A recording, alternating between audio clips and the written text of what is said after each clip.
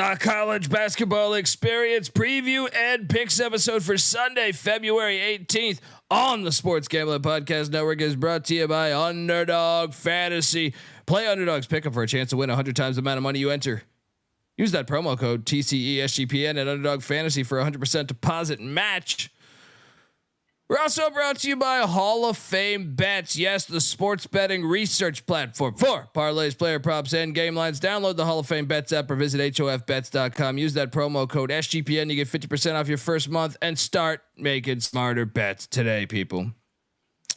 We're also brought to you by the NASCAR Gambling Podcast. You know what? You might have seen the promos for this, but the fucking Daytona 500 is happening tomorrow, folks. So start your engines and enter the free Daytona 500 contest for a chance to win $100 in cash and a $100 SGPN gift card at sportsgamblingpodcast.com/Daytona. And remember, as always, folks, too, let it ride.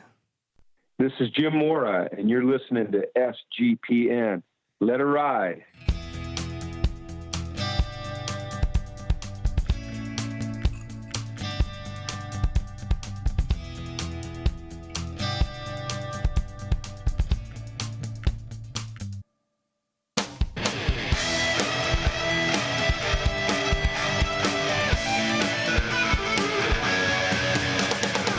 Yes, yes, yes. Woo!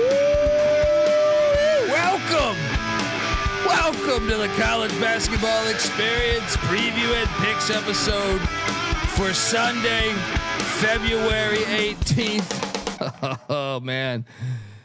Man, these Saturdays are a fucking marathon. They are an absolute marathon. The range of emotions that I've gone through today. Oh, I was doing radio spots, TV spots, and it's like at one point I thought I was, gonna just jump off the Santa Monica Pier with some fucking concrete tied to my feet. You know what I mean? Something like that. Folks, if you're wondering, wait. I got something for you. It's easy to see a tide turn. If you're wondering who the hell you're listening to, well, my name is Colby Database Dant, aka Pick Don D. That's not a pick. This is a pick. He was raised in the land down under, where a man thinks on his feet, speaks with his fists, and lives by his wits. When Dundee happened, he was a superstar. Nobody knows nothing. Somebody knows. Double the price, but no one touches Dundee. Whew. I mean, I'm actually like I'm legit exhausted.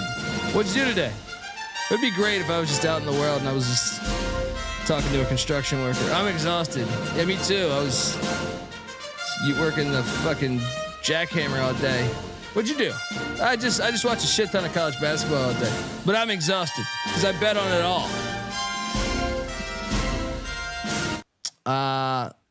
What a fucking day. I mean, up and down. I'm up on the day somehow. I don't know how the fuck. I can't wait to tell you all about this. I am joined by my co-host. Give it up for former video coordinator for Hall of Fame coach Bob Huggins and Frank Martin, host of the Big 12 College Experience, host of the Ryan and Rush Show. Give it up for Ryan McIntyre, aka Moneyline Mac. How you doing, brother? Doing good. Like you said, these Saturdays are a marathon, and you know why people like coming to this show? Because we wear it on our sleeves. I mean, I'm sweating my ass off. You would think I just got done fucking working out for an hour and a half. I got fucking pit stains going on. I had about fucking 15 beers. I've already got a Jameson in. We grinded out in the trenches, and we watched basketball literally the entire day. What a day. It was just and like you said, man, these Saturdays are a fucking marathon. 70 games in, or 71 games in. I got one push, 40 wins, 30 losses. So it's a good day. You have a better record than me. Mac tonight. Come on, make it Mac tonight. You have a better record than me, at least ATS. But I had some unbelievable money line plays today. But I mean, dude, what Saturdays the fuck, man? I'm so lucky I bet majority of my bets, I think 98% of them, before the first game started. Because I believe, and we'll get through it, I believe I started 1-9 and I was like a grand in the hole. And I was like, oh my God.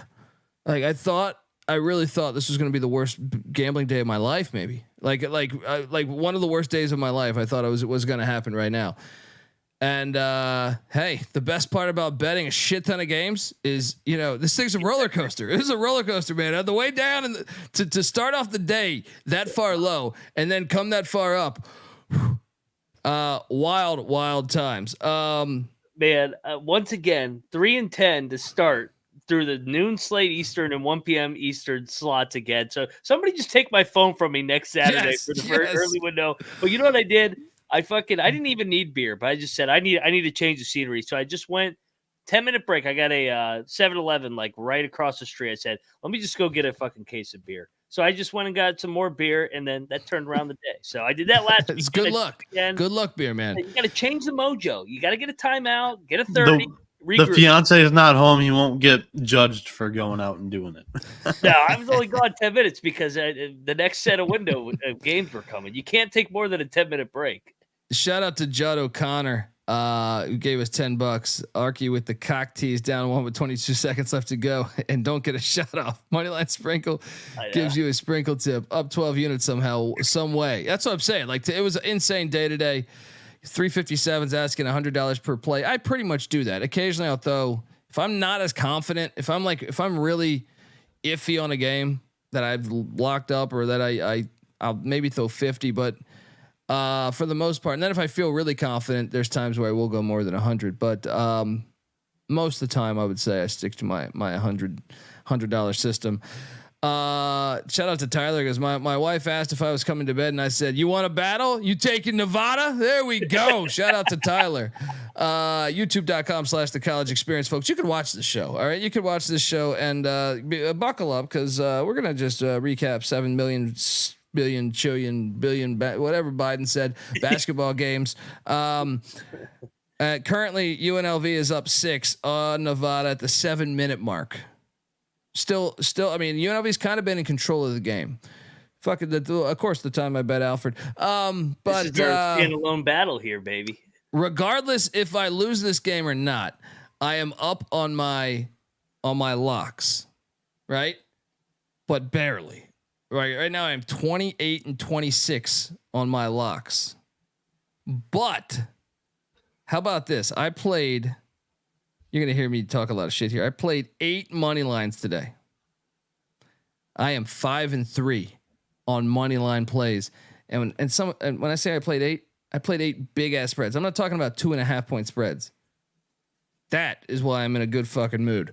When you really get down to it, let's get to it. I'm going to make a case and I want your take on this one. I know recency bias is a thing. I know it gave your lead off, but this is fucking brutal. I think Virginia Wake Forest might have been the worst beat of the entire season. I really believe that. Like Virginia wins 49-47. Of course, I get it laying 2.5, and they shoot 8% from the free throw line. 1 of 11, right? Or 9% from the free throw line. Yeah. Oh my! And the way this ended, where Solis gets the 3 off the second chance, you should have seen it. I got White Tiger down there. White Tiger. Turns out he's learning profanity at a very, very young age. Shout out to Socrates, who gave us $20 in the chat. Appreciate you, Socrates. I mean, like I said, I think this is one of the worst beats the entire season. God damn, it's up there, man. It's up there. This is a kick in the nuts. This was one where you just like check to make sure you still got 2 balls after you just been clobbered right in your balls. Man, I can't believe they didn't cover this game. I can't believe they missed some free throws. Virginia makes free throws. That's what they do. And that fucking announcer, once they finally get it into the small white guy, I'm drawing a blank on his name. They're like, he's their best free throw shooter. And it's like first shot, clank. Right? He did make the only free throw though. He made the second one too while he was pushing. I'm like, fuck you, motherfucker. I'm like, I got money on this game. Stop fucking saying that ignorant shit. I mean, that beat was really, really tough, man. That's how I knew. I thought I was doomed. Yeah. I thought I was doomed. Good win for Virginia. I mean, it's impressive they won despite missing all those free throws. Shout out to Mel. He's a Wazoo fan, and I think he's saying keep fading Wazoo at your own expense. I love it. All right, love Wazoo. Shout out to Greg K as well. He said he went heavy on Virginia. What a way to start the day. Greg Kalish, great fucking guy. So I think like I said, I think I started 1-10, maybe even 1-0. I basically did what Virginia did from the free throw line to start the day. But the one win I got was Iowa State against Texas Tech. Woo. We almost lost it. They almost did. I couldn't believe it, man. Dude, they're up 20 with 5 minutes. Yes, and we get it done. I mean, I don't really have much to say besides I won a game. At this point, it was still early on, and I thought like Virginia was the right side. I still believe it was the right side, but I thought I would be 2-0, and I'm like, oh, I got this. I'm a fucking genius. And then a fucking big old slice of fucking humble pie coming in here. Yeah, your thoughts on the Cyclones? Really impressive once again. I know Texas Tech is banged up, but still, I mean, for them to just 20-piece them for a majority of the game, Iowa State, this isn't your same old Iowa State. They struggle to score, man. They can score in spurts, and I think their Final Four good. I saw that they were a 3 seed today, but they went on the road. Honestly, like if this had not covered, I don't know what I would have done, because this is right after Virginia. The fact that it came down to a missed 3 at the buzzer, I was like, you got to be kidding me. Hey, man, Iowa State at Houston Monday night for first place in the Big 12. Woo. That's such a great game. Oh, such a fucking great game. Yeah, such a great game. I'm a little disappointed that we didn't lock up Nebraska. You and Terrell took Penn State, and it bothered me. Yeah. I was in a spot to potentially lock up Nebraska. Dorothy from Nebraska. Dorothy. Yeah. I got Tominaga in this game. That motherfucker didn't miss. Dude, they never lose at home, dude. Yeah, this is the new jungle. This is the jungle of the Midwest.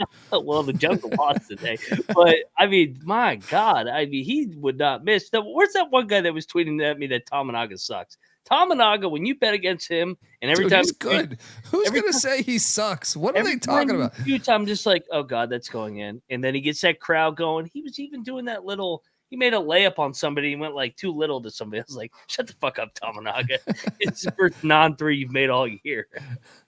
I mean, anyone that thinks he's a bad player, get the fuck out of here. He's a good player. Yeah. Oh, you change your he's whole automatic like when he's you get him open. He's fucking automatic. Yeah. So yesterday's show, you might remember, I did not bet TCU Kansas State. Doing the morning show, Terrell's like, Colby, I can't believe you're not taking this. I got peer pressured into taking Kansas State. I felt great at halftime. I felt like K-State was definitely won the first half. Unfortunately, in the second half, TCU won the second half, but K-State still found a way to tie it up before Jameer Nelson Jr. hit an unbelievable, like pretty much a buzzer beater. And TCU went 75-72. So that was part of my misery, was K-State losing here. Are we sure K-State's going to make the tournament, by the way? No. This is it. They're not going dancing. They're number 4 on the Big 12 of teams that will not make it. K-State is, if they're losing at home, they had to run the table at home. They had to get this game. And I was just kept saying, get it to overtime, because if Tang's in overtime, he's 11-0. But this was frustrating because they had 2 different 10-point leads, and then they were down 10 as well. Yeah. I mean, watching their offense down the stretch, though, I can't believe they even got it to tie, to being a tie with 10 seconds left or whatever, because their offense is struggle. I mean, I know TCU is a good defensive team too, but their offense is garbage. It's hard to watch at times, man. It's really hard to watch. So one of the money line plays I did to start off my day, I not only took Texas A&M to the point, said, you know what? They're live to win. I ain't doing that again. I'll drink. Buzz Williams, they're not going to the fucking tournament. They suck. This is wild, man. They were like preseason number 1 or 2 in the SEC. Yes, I was high on them. Yeah, and they're old. You wonder if Buzz is going to jump ship. I know he's a Texas guy, but Buzz kind of seems like the kind of guy that he may jump for another job. Maybe in Ohio State. I don't know. I don't think he'll jump for Ohio State, but maybe I don't know what else is going to open here in this cycle. Yeah. It's ironic you point that out, too, because he's spent 5 years at every place he's been. Yep. The 5th year, he does really well, and then he jumps ship. This year, not as good. I don't know if I'm saying he's jumping ship, but yeah, they're supposed to be. I'll take him at W. I'll take Bud. Shout out to Timmy93, who says, shout out to the show for helping me with betting college ball, but has made me a big fan of college ball in general. Something about the breakdown and everything makes it that much better. Well, look, we were actually saying this pre-episode in a way. I don't think college basketball is marketed right. You know what I mean? I don't believe nationally they market the sport well. If I was giving it a letter grade, I think it's an F, a clear F.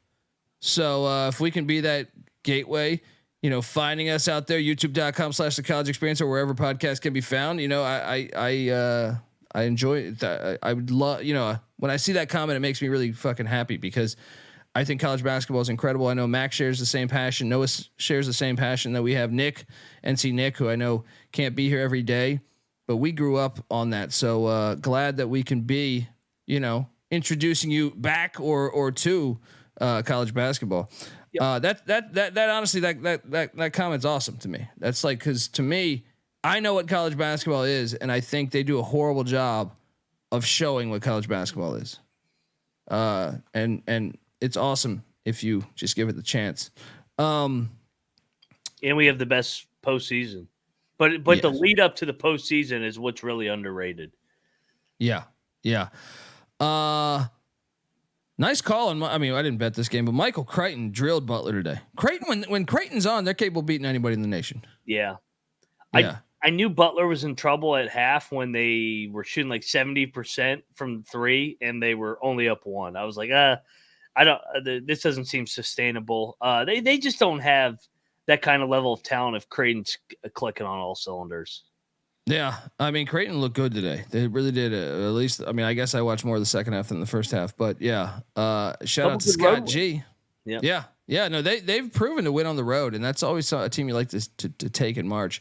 Obviously, they had the crazy season end in heartbreak fashion a year ago. Shout out to Scott G. Says, I found Colby on VSiN, was hooked instantly. So glad I found this show. It's helped me tremendously. Thank you, Scott. And appreciate you. We should have bet Richmond.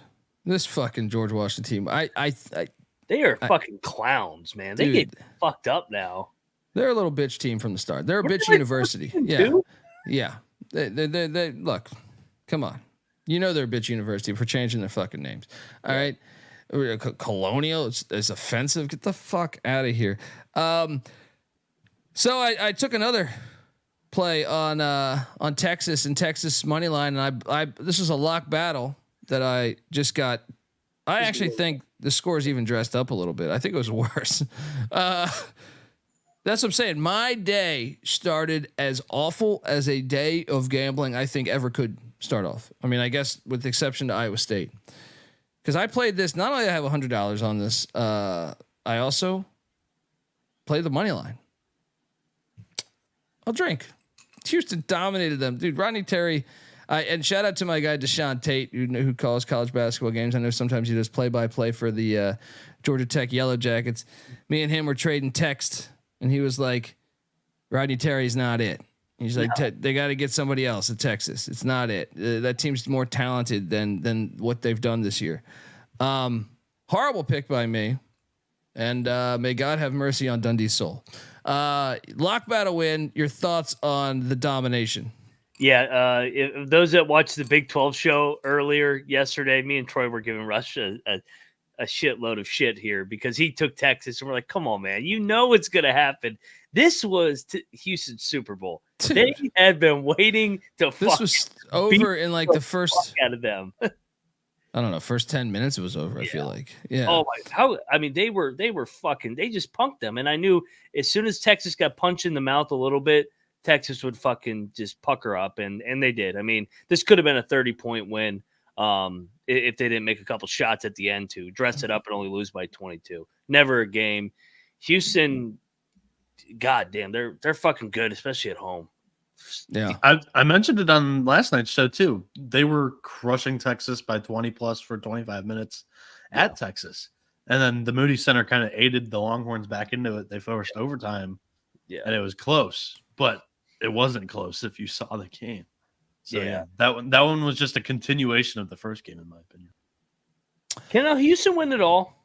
I think they can win it all. I thought my problem is I've thought so recently, like the past couple of years, and I end up eating shit on it.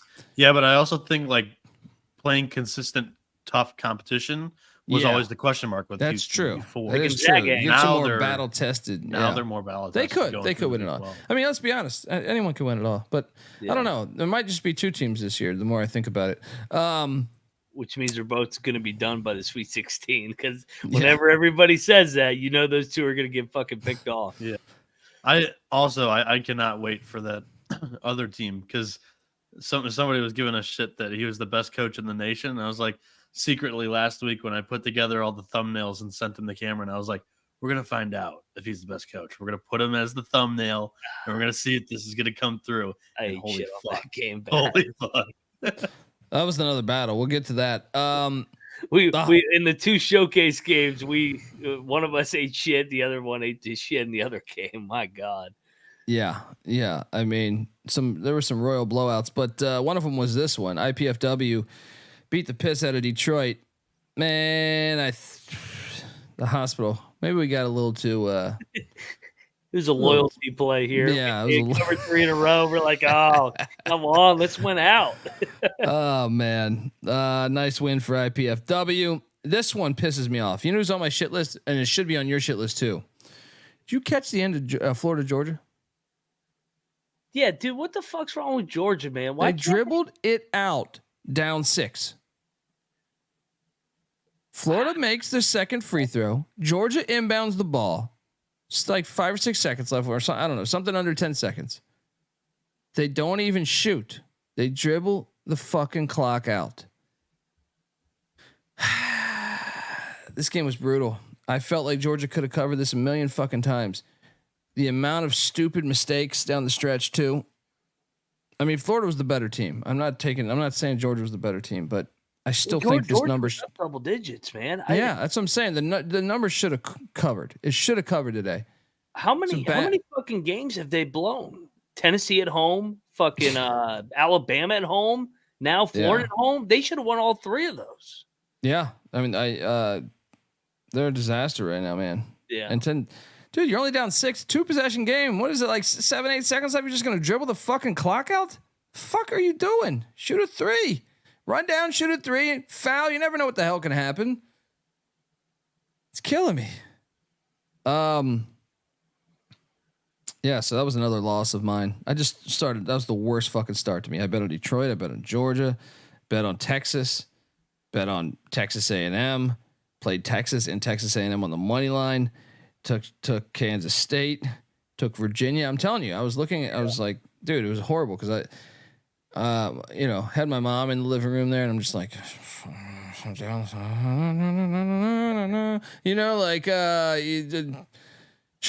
yelling at the TV, but trying to be respectable at the same time.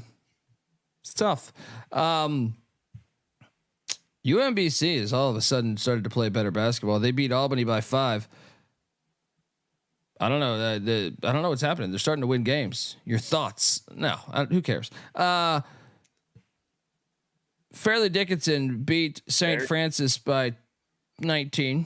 Definitely took Fairleigh Dickinson on the. Definitely took St. Francis on the picks page. No bet. We don't need to talk about it.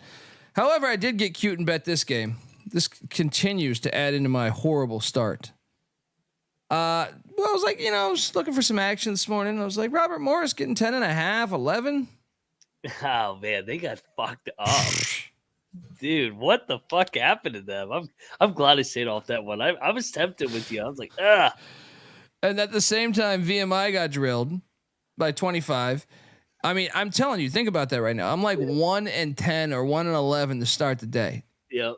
I'm like Virginia shooting free throws. It was another loyalty play where VMI hit on that big money line against Citadel, and it was like, oh, let's go back to them here in the same game. Now they got fucking whacked. Boston destroyed Navy. Navy's terrible this year. Fordham covered against Dayton. That big number. I thought about locking that too, man. I thought about locking that.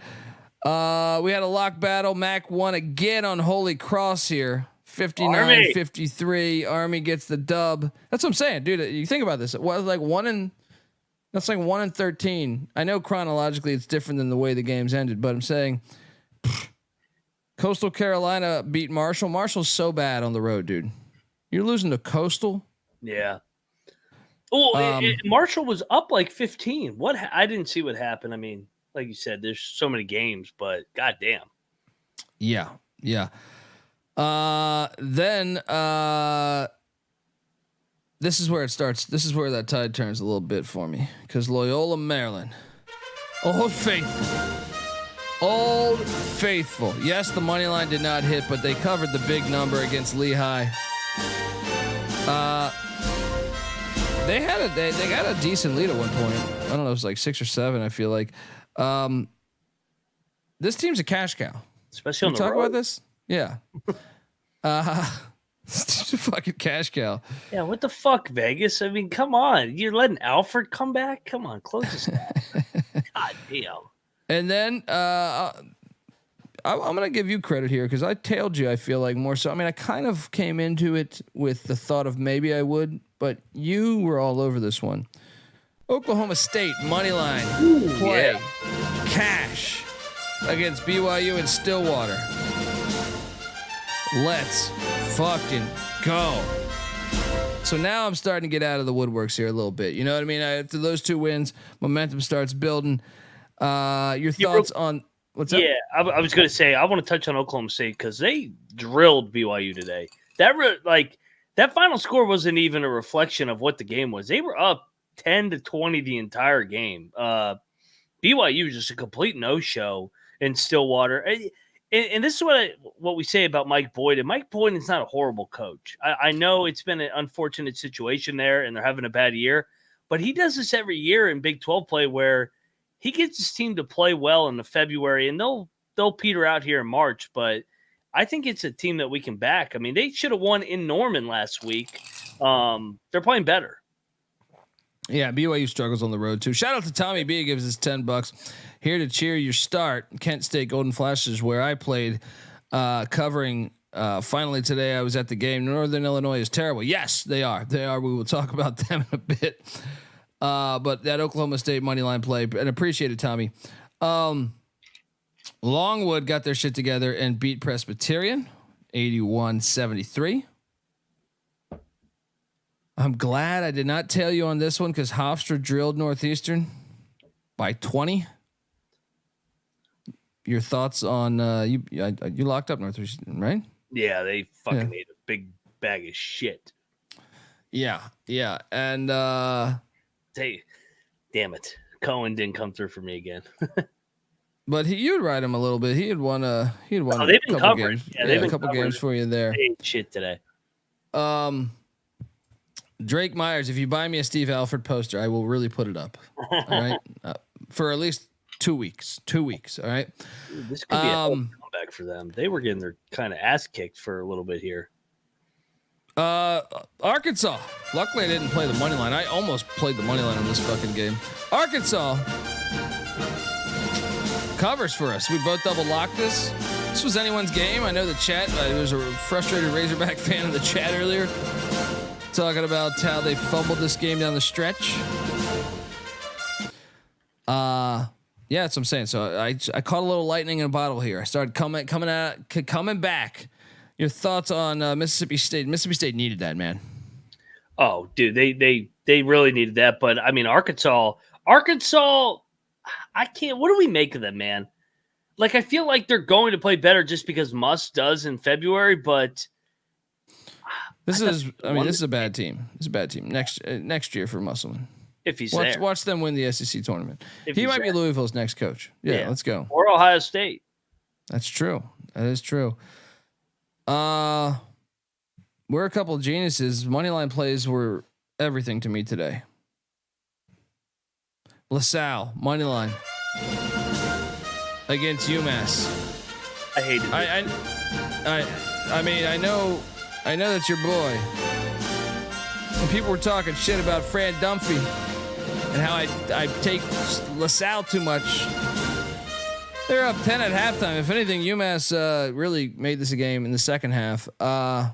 Your thoughts on us being? I know your boy lost a big game, but we were a couple sharps all over the Explorers there. Yeah, this is the problem with UMass is they've been a little bit up and down. They can beat anybody, but they can also lose anybody. I rode LaSalle with you. I thought that was way too many points. I thought it was going to be a classic Frank versus Dunphy game, and they made it in the end. But LaSalle was by far the better team.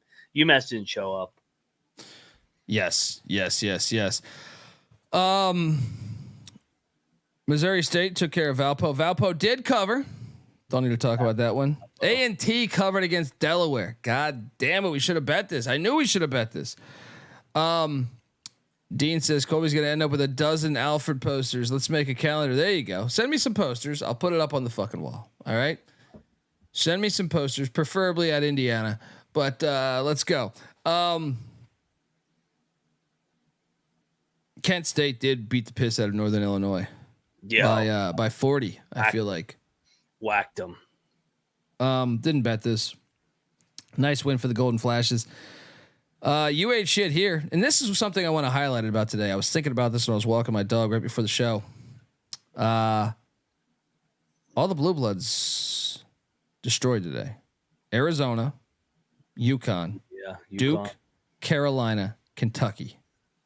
If you just parlayed the Blue Bloods, you'd be sitting pretty. Duke 76. Kansas. Yeah, Kansas too. Sorry. Duke 76, Florida State 67.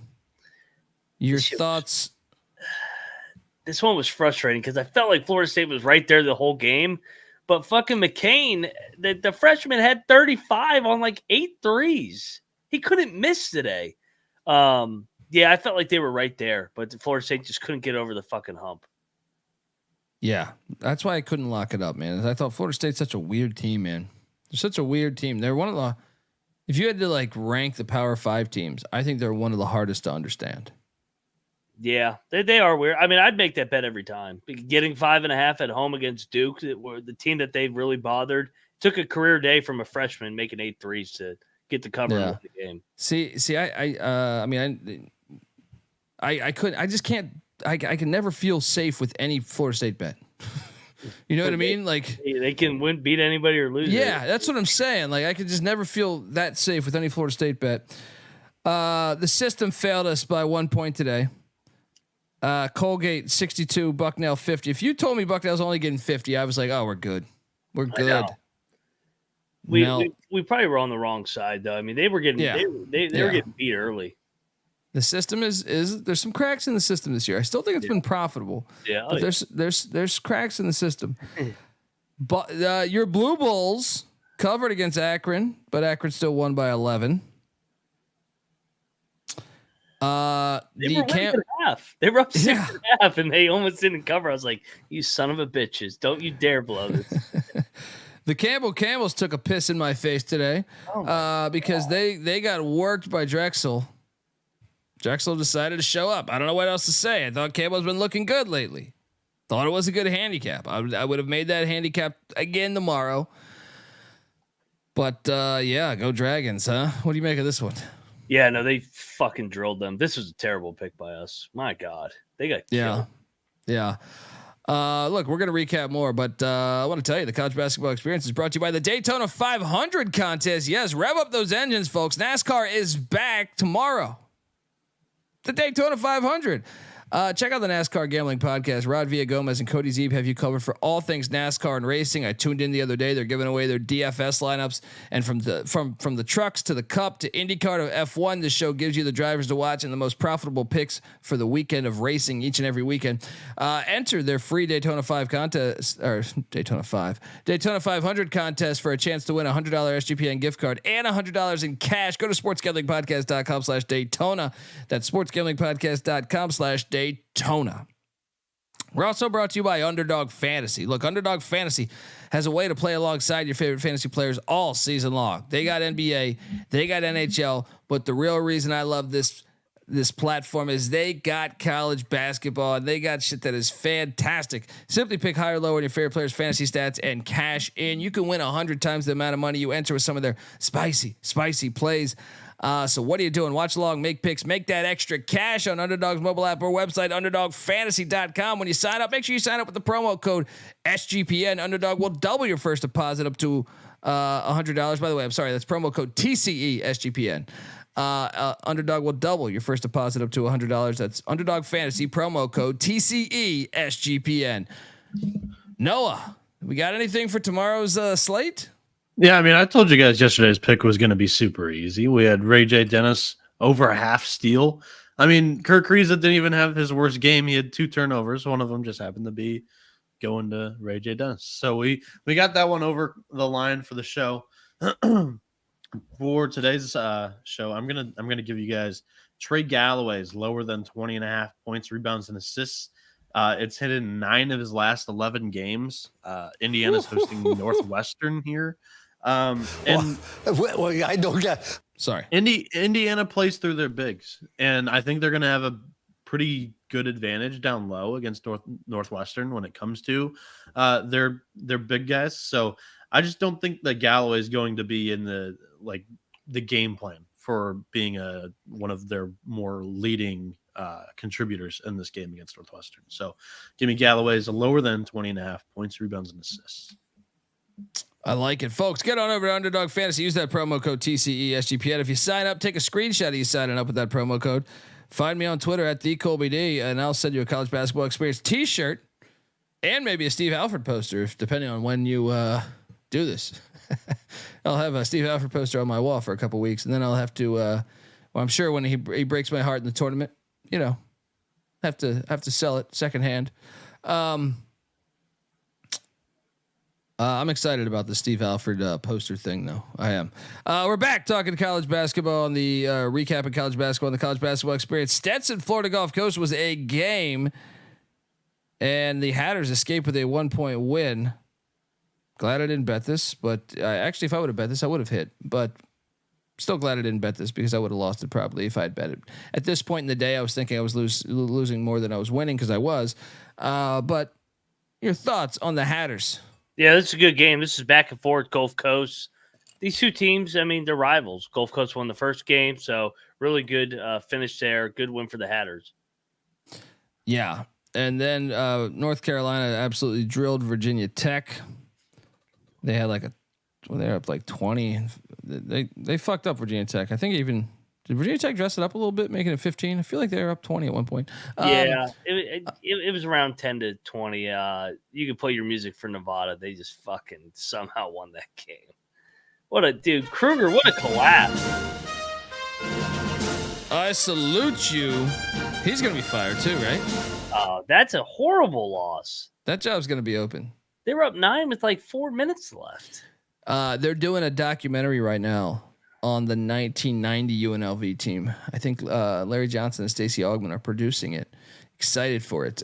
Maybe that will rev up the fans in Vegas to go out and get a fucking great coach. Should get a great coach. You're UNLV. Carolina. Yeah, Carolina looked good. Destroyed Virginia Tech. This one was a shocker. Mercer beat Samford. This might be a game ball worthy. Mercer beats Samford. Huge win for the Bears at home. Wow. Your thoughts on this one? Yeah, I didn't see this coming. What a win for Mercer. Mercer's been quietly has been playing better. They have. And how about another shocker potential game ball? I took the right side, but I would have never bet this. Hampton beats Towson 67-61. What? I know it. What?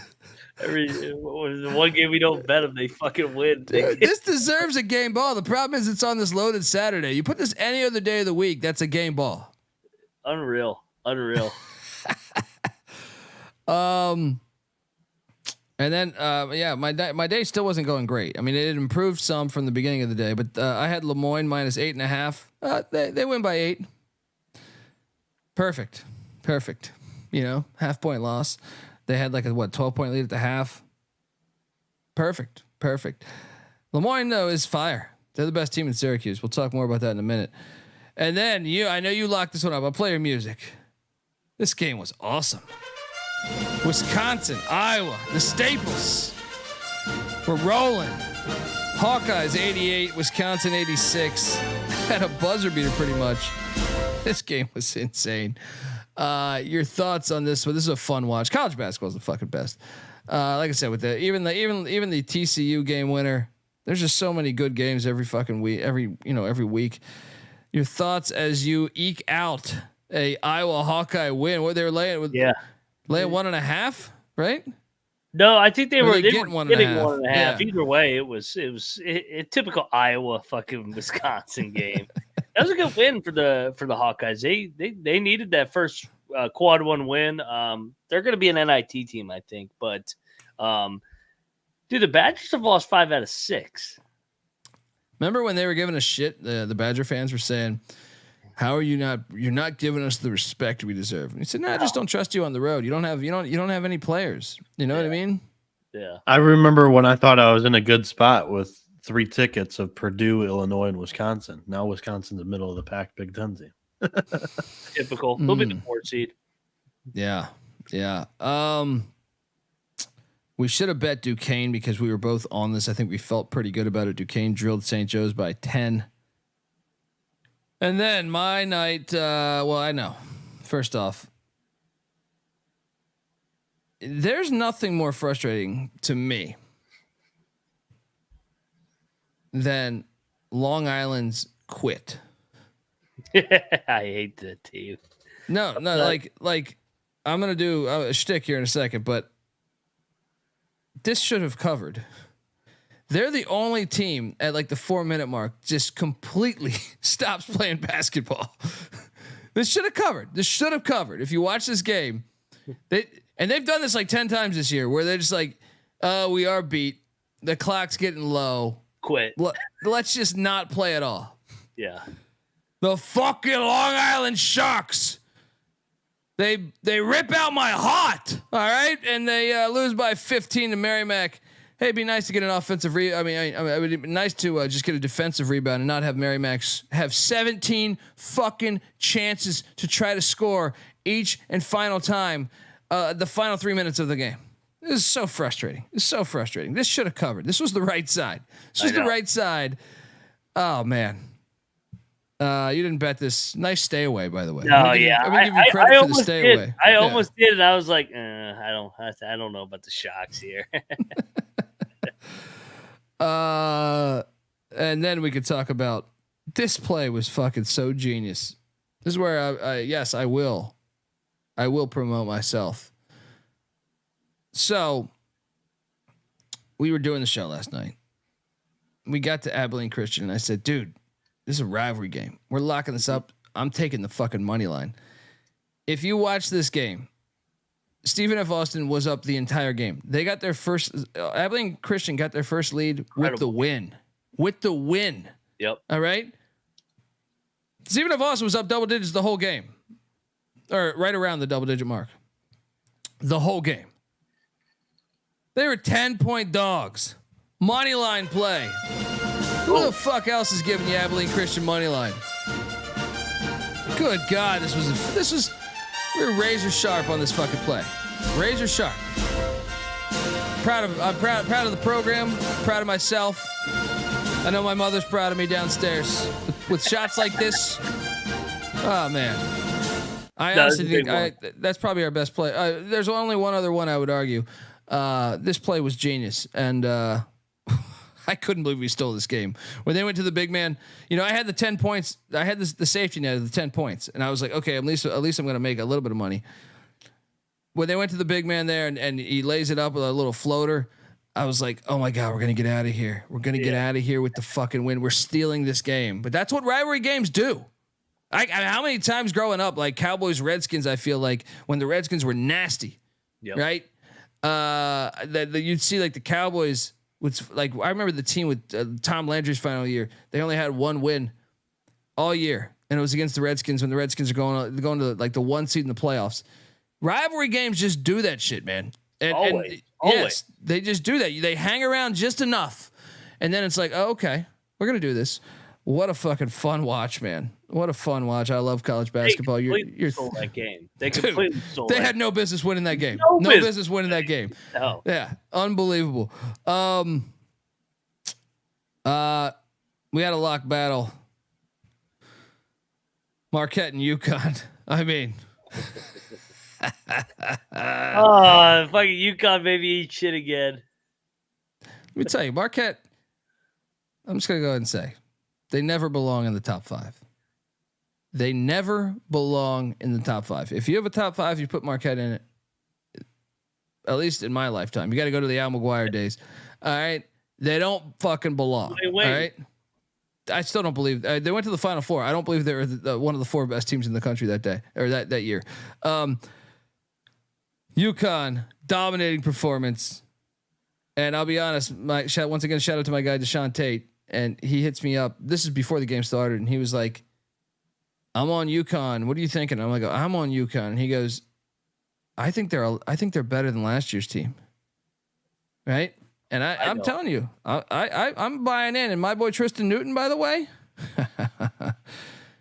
15 points, 8 assists, 8 boards.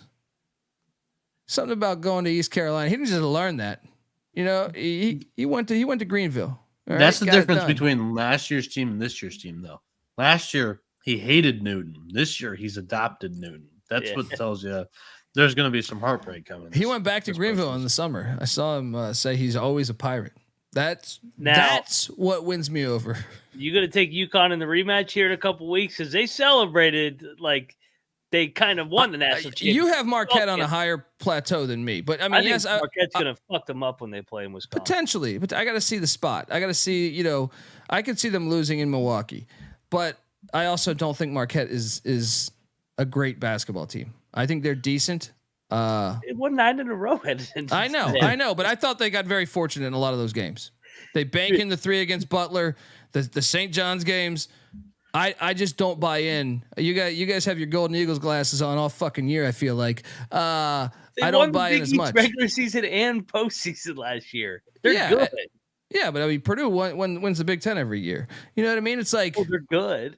Yeah, you can't say they aren't that good. Well, I don't think they're a bad team, but I just don't think when I watch them, I'm not blown away ever when I watch Marquette. Really. I mean, hey. They took 2 out of 3 from UConn last year. They did lose in Hartford. They won at the Garden, the second home of UConn. We'll see. I think we're gonna get 2 more rounds of this. I'll be on Marquette when they're in. And I might be on Marquette too. I'm not just saying like UConn's still beatable, but yeah, not at UConn. Huskies are fucking nasty. They're playing well, man. Yeah, Colby, You watch a lot of basketball. Inside your top 50 favorite players, Cam Spencer has to probably be in there now. He's done this a couple of times, but today he was a real heel, and I figure you gotta love that guy. Well, I mean, I liked him a lot more at Rutgers because I don't love UConn, but I do think that's what makes this team better than last year's team. He's not a star though. Like dude, he's he's a role player in scrappy. Big games, man. And even at Rutgers, I thought he got up in big games. Is Brandon Cook saying 15 points at Marquette take? That line's going to be a pick at Marquette. It'll be short. It'll definitely be short. I don't know about a pick. But yeah. It depends what happens. I mean, how much time do we have? It's like 2 weeks, right? Yeah, it's the last game of the regular season. Yeah. Marquette will win the final one. Maybe. I don't know. You have Marquette on a different level than me. Anyway. Great day for UConn. Everything went right. Everything for Marquette went wrong. Tulsa and Rice. I watched this game for some reason. Don't ask me why. There was like 12 people at the game. It was a very good game. It went to overtime. Really, Rice. Actually, Tulsa probably should have won the game before Rice went on a great stretch in the final 2 minutes. Then Rice should have won the game, and then Tulsa in overtime puts it on Rice. Mac, talk about it for a second because it's starting to rain and my window's open. I'm gonna shut that window. Hang on 1 second. Dude, fucking. So shout out to Rob Donaldson, who had Rice +5 in overtime, and he messaged me that, wow, that was one of the worst beats ever, because I think they made one free throw. They made one free throw in overtime, lose by 11, and they were getting 5. Dude, it was another dog that fucking just went to die in overtime. Yeah. Yeah, and I mean, hilarious game. Shout out to 1K Firm. They're fucking stupid. Stevie Wonder picks better than these guys. I don't think you picked the right night to do that, buddy. Yeah, what the fuck are you talking about, jackass? Once again, your name is 1K Firm. Go fuck yourself, all right? Good God. Be a little more creative with your fucking names. Loser. Why aren't you a firm of 50K? Why is it only 1K? What are you working? Is he on sunflower seeds again? He's on that sunflower seed shit again. We had another battle, buddy. Who is it this time? You keep fading my tops. Dude, what the fuck? New Mexico State had a halftime lead and they just fucking plopped in the second half. My tops dominating late. 72-58. Dude, I need to look up their record ATS this year. I feel like Western Kentucky has been a fucking cash cow. They have been. Let's go. Yeah. It was the reverse of the game where they played a couple of weeks ago, where Western Kentucky blew the 20-point lead in Las Cruces, and then it was the other way around. But I was on New Mexico State that night. That's what the best part about it was. You got to know when to hold them, know when to fold them, baby. I don't know. I feel good with there's good energy in Bowling Green, Kentucky. Stansbury leaves, they start becoming a fucking ATM. It's amazing how that works, isn't it? And now he goes to Memphis, and they're horrible. They're fucking choking like they did in fucking Memphis every year. It really is. No, Memphis is the Western Kentucky of last year. When you really think about it. Yes. I remember doing the preseason Western Kentucky, and I was like, damn, their roster's kind of nice. It's like, how the fuck are they losing everybody? Yeah. Oakland beat IUPUI by 1,000 today. I don't even know what the final score was. I mean, it was a 50-point win, something like that. I don't even know if it was that close. Yeah, something ridiculous. And then the airport did cover. You tried to talk me into betting this. I refused to do it. The airport did cover against La Tech. Did you bet this? No, I did bet the airport. They almost won. They fucking got back into that game. Oh man, it takes balls. That's a ballsy call. That's a ballsy call. Sometimes you gotta be ballsy, you know? You only live once. Fuck it. We had another battle, buddy. In the great state of Ohio. Cleveland State, 81. Youngstown State, 73. Skull.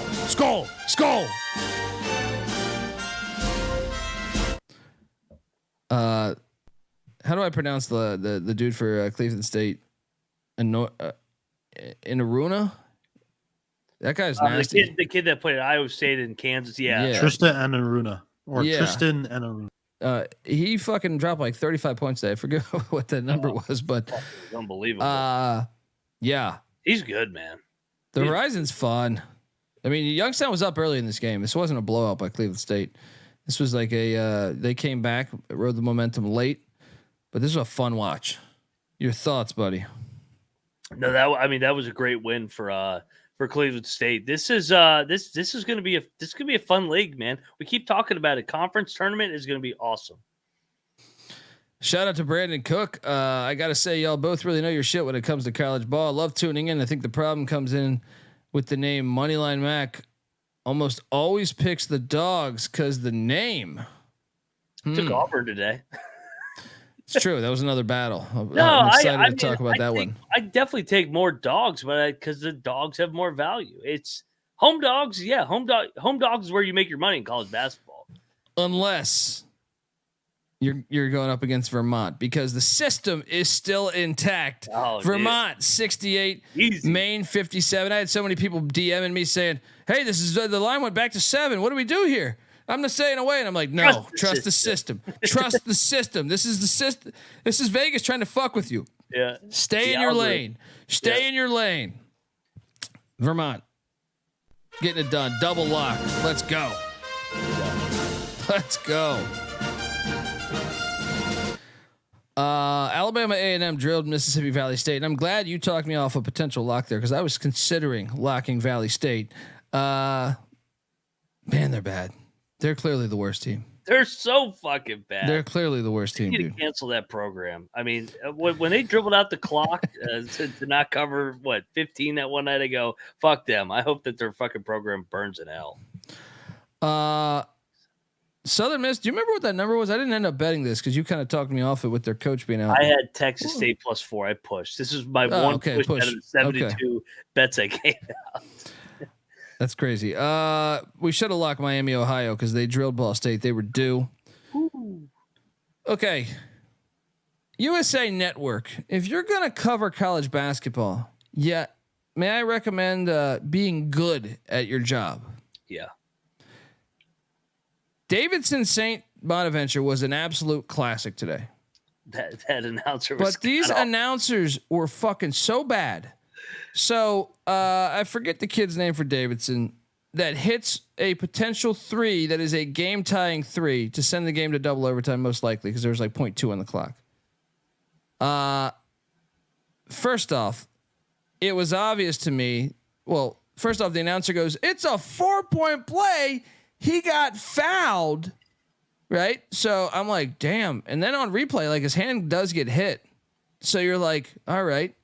But I clearly see on the first replay, the very first replay, I go, oh, fuck, he stepped on the line, right? These announcers were so oblivious to the review. They're like, oh, they're just checking the clock. They have no idea that he like, and like I said, you saw like 20 looks while they were reviewing this where I'm like, oh, he stepped on the fucking line. He stepped on the line. But I still am under the impression that he's fouled, right? So then they come out of this thing and they say, no, it's only a 2. So he'll shoot the free throw to go to overtime. And then they walk off the court and the game is over. You fucking pieces of shit. Hey, USA Network, call 1-800-PICK-DUNDEE. I can do a much better job than them. I guarantee. I think anybody can. Almost anybody on the planet can do a much better. How about some just what who's the producer of that? What is going on here? That was for that to be a nationally televised game. That's one of the worst covered games I've ever seen in my fucking life, man. The whole audience is thinking there's a foul because honestly, his hand did get hit. How did they not even ask that? And how do they not even know that the guy stepped on the line? They're watching the same replays we're watching. Just total failure on all accounts. What a game. But it sucked. It sucked. It's like what? They're telling you shit that's not real. They're saying, oh, he's got a free throw. So you're like, oh shit, it's gonna go to overtime. And then they just walk off the court. And then they don't even apologize. That's like the announcers are like, oh, we must have misunderstood that one. No, it's like, oh no, the game's over. The game's over. Awful fucking announcers. Total fail. USA Network, pick up the fucking phone. Call Pick Dundee. Your thoughts, Mac? Yeah, they're bad. They're really bad. Them and the C-Dub are really bad. So at least the C-Dub's camera quality is good. See, that's the one I like that camera quality. Yeah. That shit looks good. Yeah. Yeah. But yeah, no, I mean, a hell of a game that kind of got botched by the announcers. Dude, they took the entire audience on the most ridiculous roller coaster, the final 5 minutes. You're just sitting there, you're thinking, oh, okay. How did they fuck that up? Like, I don't understand. Don't they have an earpiece where the producer can sit there and see what we're watching? Because I could see that it was a 2. We're like 5 minutes into the replay, and they haven't even brought up the fact that they might be looking at his feet. They're just saying, no, they're looking at the clock saying 0.2 on the clock. This is it. He's going to make a 4-point play. This is going to be a 4-point play ending. Oh, that's a foul. That's a foul. And it's like, hey, come on. Everyone knew they were reviewing this because of his fucking feet. I don't understand how you could be so bad. If we talked about this prior to the show, there's a lot of fucking just suits out there calling these games that have no idea what's going on in these games. Yeah, and to me, they should. I honestly think like someone should be fired for that. Like someone, or the refs got to be communicating for every USA Network game. Refs, because on other networks, the ref will go over and explain the situation to the announcers, because the whole audience had no fucking idea for the most part, with the exception of knowing that he stepped on the line. Shout out to Ben Katie. He goes, Colby, what game are we talking about? I'm drunk as shit. There we go. That's the type of people I want to be doing the show for. Shout out to Ben Katie. We were talking Davidson St. Bonaventure. Don't worry about it. It was on USA Network. You probably didn't catch it unless you're at an old folks home, and the CSI went a little late. Okay, I want to bitch more about this game. South Carolina blew a 16-point lead. Did you see the end of this game? Yeah.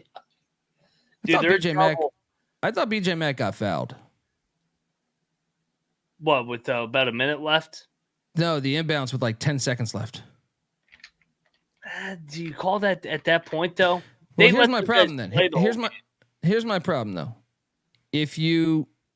I'm okay if you don't call that, but on the very, essentially what happens is that's a jump ball. LSU gets the ball. LSU drives to the basket. I believe the guy got fouled, but it was light. It was light, and those are the two winning free throws, right? My thing is, if you're not going to call the BJ Mack one, but you're going to call that's my problem. But either way, South Carolina completely shit the bed. They should have been able to close out this game long ago. But I did have a problem. I thought the guy was all over him, grabbing his waist as he was trying to get the ball. The defender that did not tie it up. The guy who came and tied it up, I'm okay with the tie up. The guy on him from the start of the play, I thought is grabbing his waist. And I'm like, dude, what the fuck? That's a foul then, right? And if you're not going to call it, then you can't call the other one. Curious your thoughts. I don't know about the referees, but dude, South Carolina might be quietly in trouble here. We talked about their schedule. Their schedule's fucking brutal down the stretch. Like, this was the game where they had to have this one. You got to get this There's one. no way. There's no way. Like, if they wanted any chance of winning the SEC, you had to get this one. They're going to fuck around and be on the bubble. I'm telling you, because they got to go to Ole Miss. They got to go to Texas A&M. I know those aren't the best teams, but those aren't gimmies. Then they got Florida. Then they got Tennessee, and they got at Mississippi State. These are fucking hard games. I highly doubt they go 2-0 at Ole Miss and at A&M. I think either 0-2 or 1-1. Yeah, I think they're going to drop both because they could beat Ole Miss though. I watched that Ole Miss game tonight. I don't think Ole Miss is that good. The Ole Miss game is a revenge game for Ole Miss, and then A&M. I mean, they're on the bubble, so we'll see what happens. I just hate to see. To me, like, it's one thing if LSU beats you on a game winner.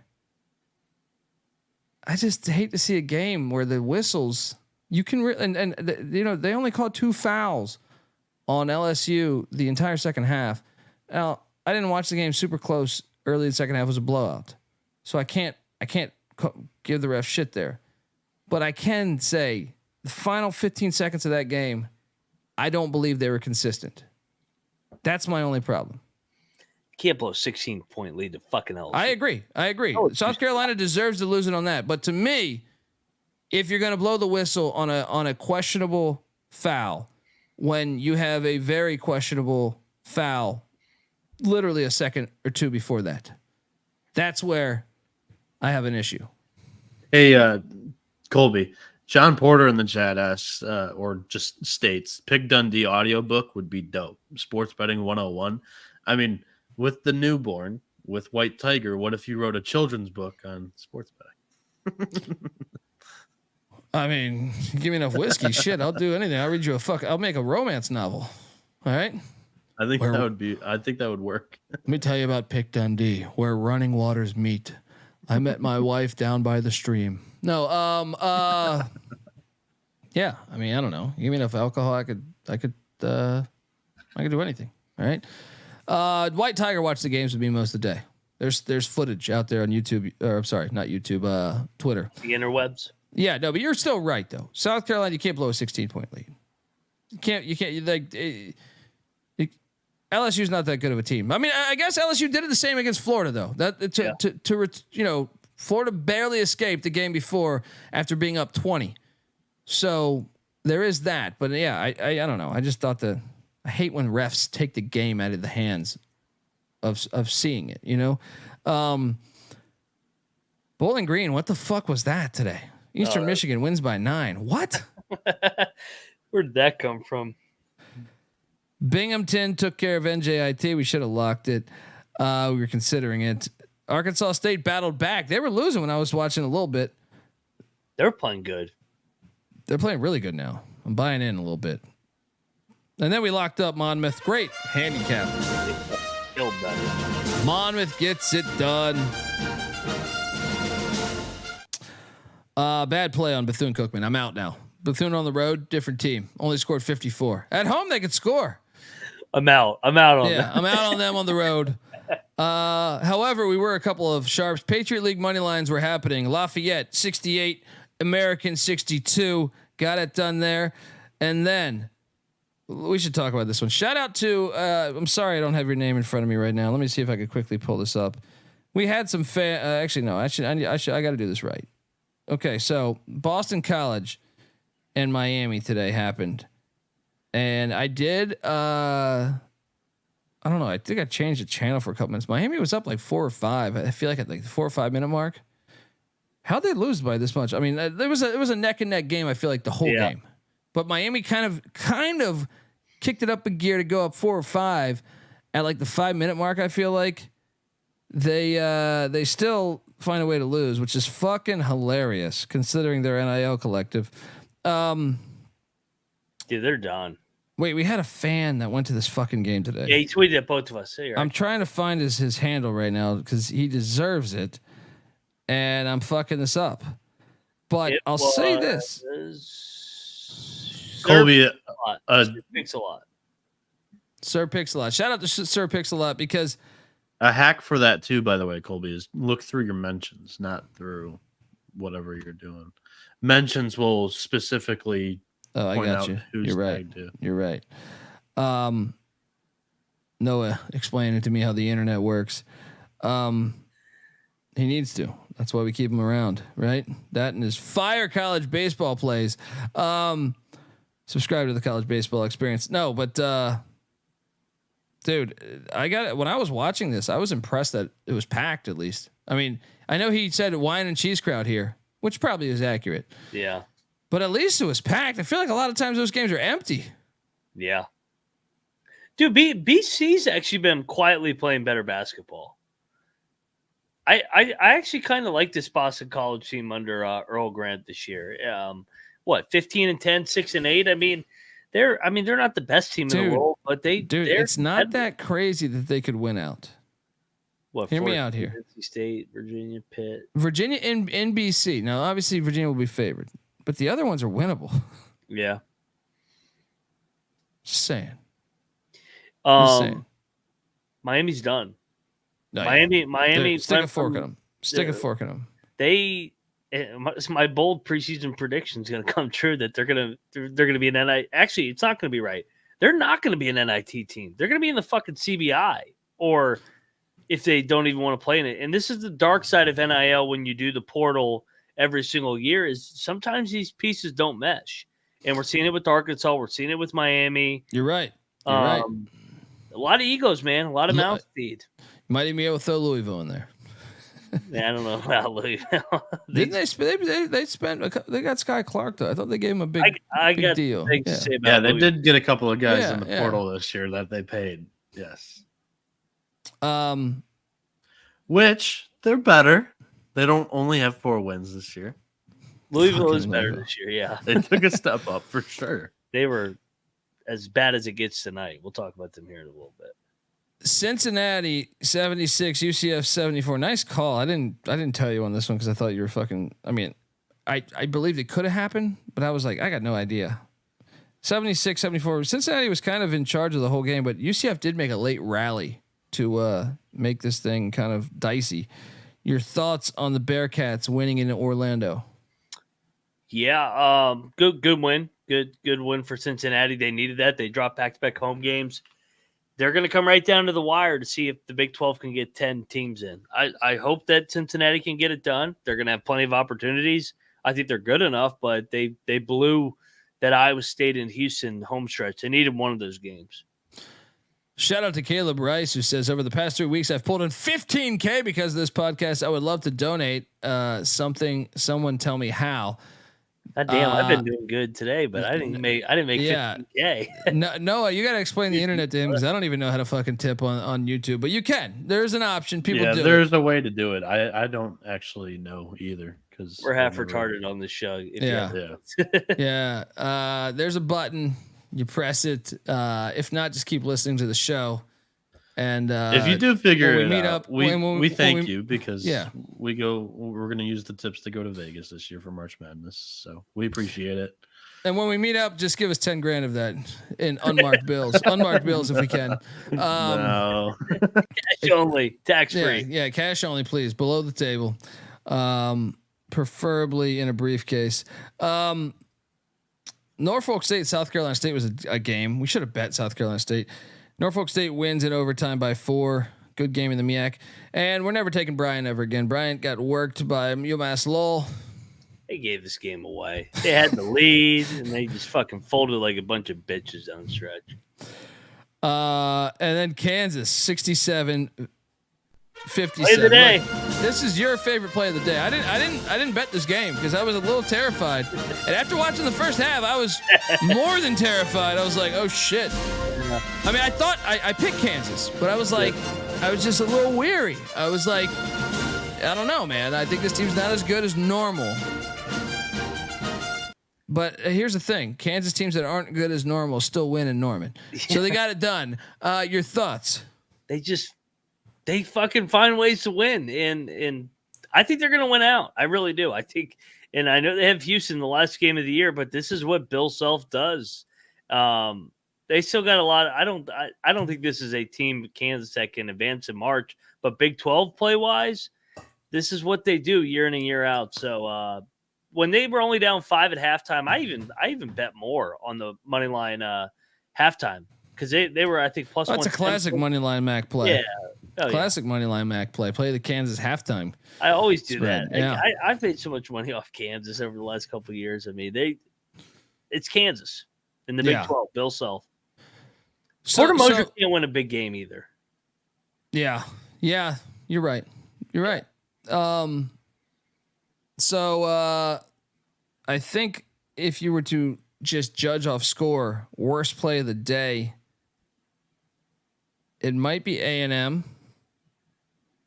Mine was Marquette. My worst play was this. Actually, I think you went with me, so you might want to think about this. Nichols got fucking annihilated today. Yeah.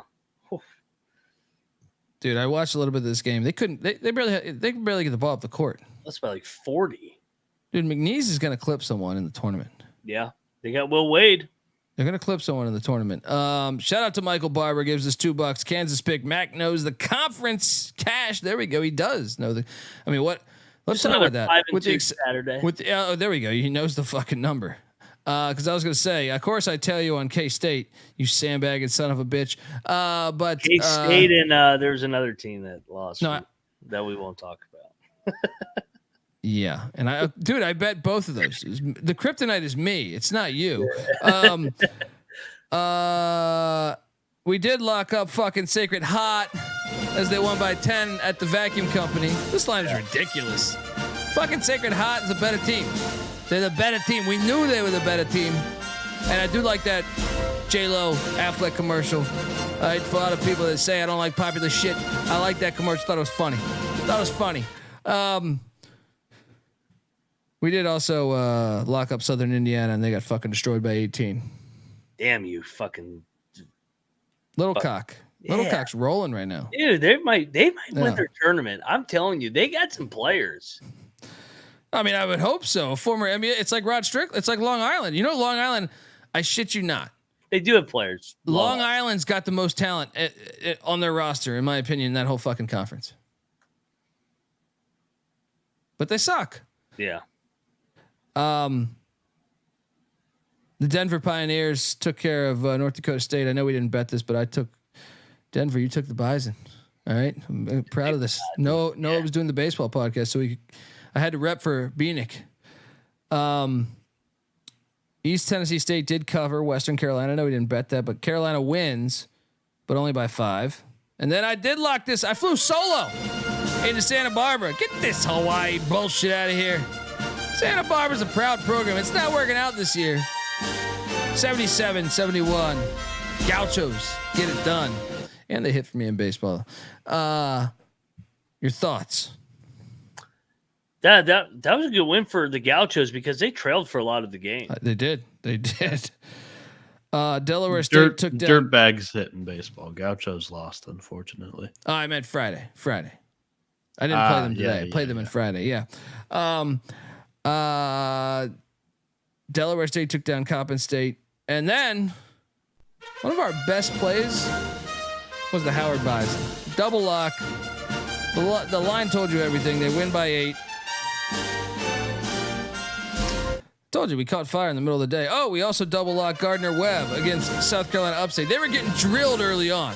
But the running Bulldogs got their shit together and got it done. Care to talk about any of those? No, I mean G Webb's pretty good. I like this team in that Big South. Yes, and I didn't get eyes on this game the way I should have. But App State won by 12 when they were down 12 at one point. Yeah, there were a couple games like this where it was like, how the hell did they win and cover when they were down double? That's a huge win for App because I thought that was a potential sneaky spot. Didn't bet that, but still. UT Martin, we called UT Martin against Moorhead. We didn't lock it, but they did get it done against Moorhead State. We should have bet Corpus Christi against Texas A&M Commerce. Texas Commerce is horrible. Corpus Christi wins by 23. We did double lock the Leathernecks of Western Illinois, and that came true. Let's go. Took down Tennessee State by 7. SEMO actually covered against SIU. SEMO. SIU still won by 4. Eastern Illinois won by 15 against Lindenwood. I should have bet that. I apologize. Morgan State, Maryland Eastern Shore was a push. Lipscomb drilled Central Arkansas. Central Arkansas has been a strange team over the past 2 weeks. SELA almost fuck around and lost to Houston Christian. Did you catch this? They almost. I did not. They were playing with their food the whole game. Yeah. Asheville drilled Charleston Southern. Northern Colorado, Sac State was a push. Unless you got it at 5.5, then you cashed on Sac State. Troy woke up against ULM and beat the piss out of them. We didn't bet any of these games, I don't think. Let me know if you did. I did not. Lamar took it to New Orleans. I almost locked this, man. And then our darlings. UC Riverside goes up to Davis, California. Get this bullshit out of here.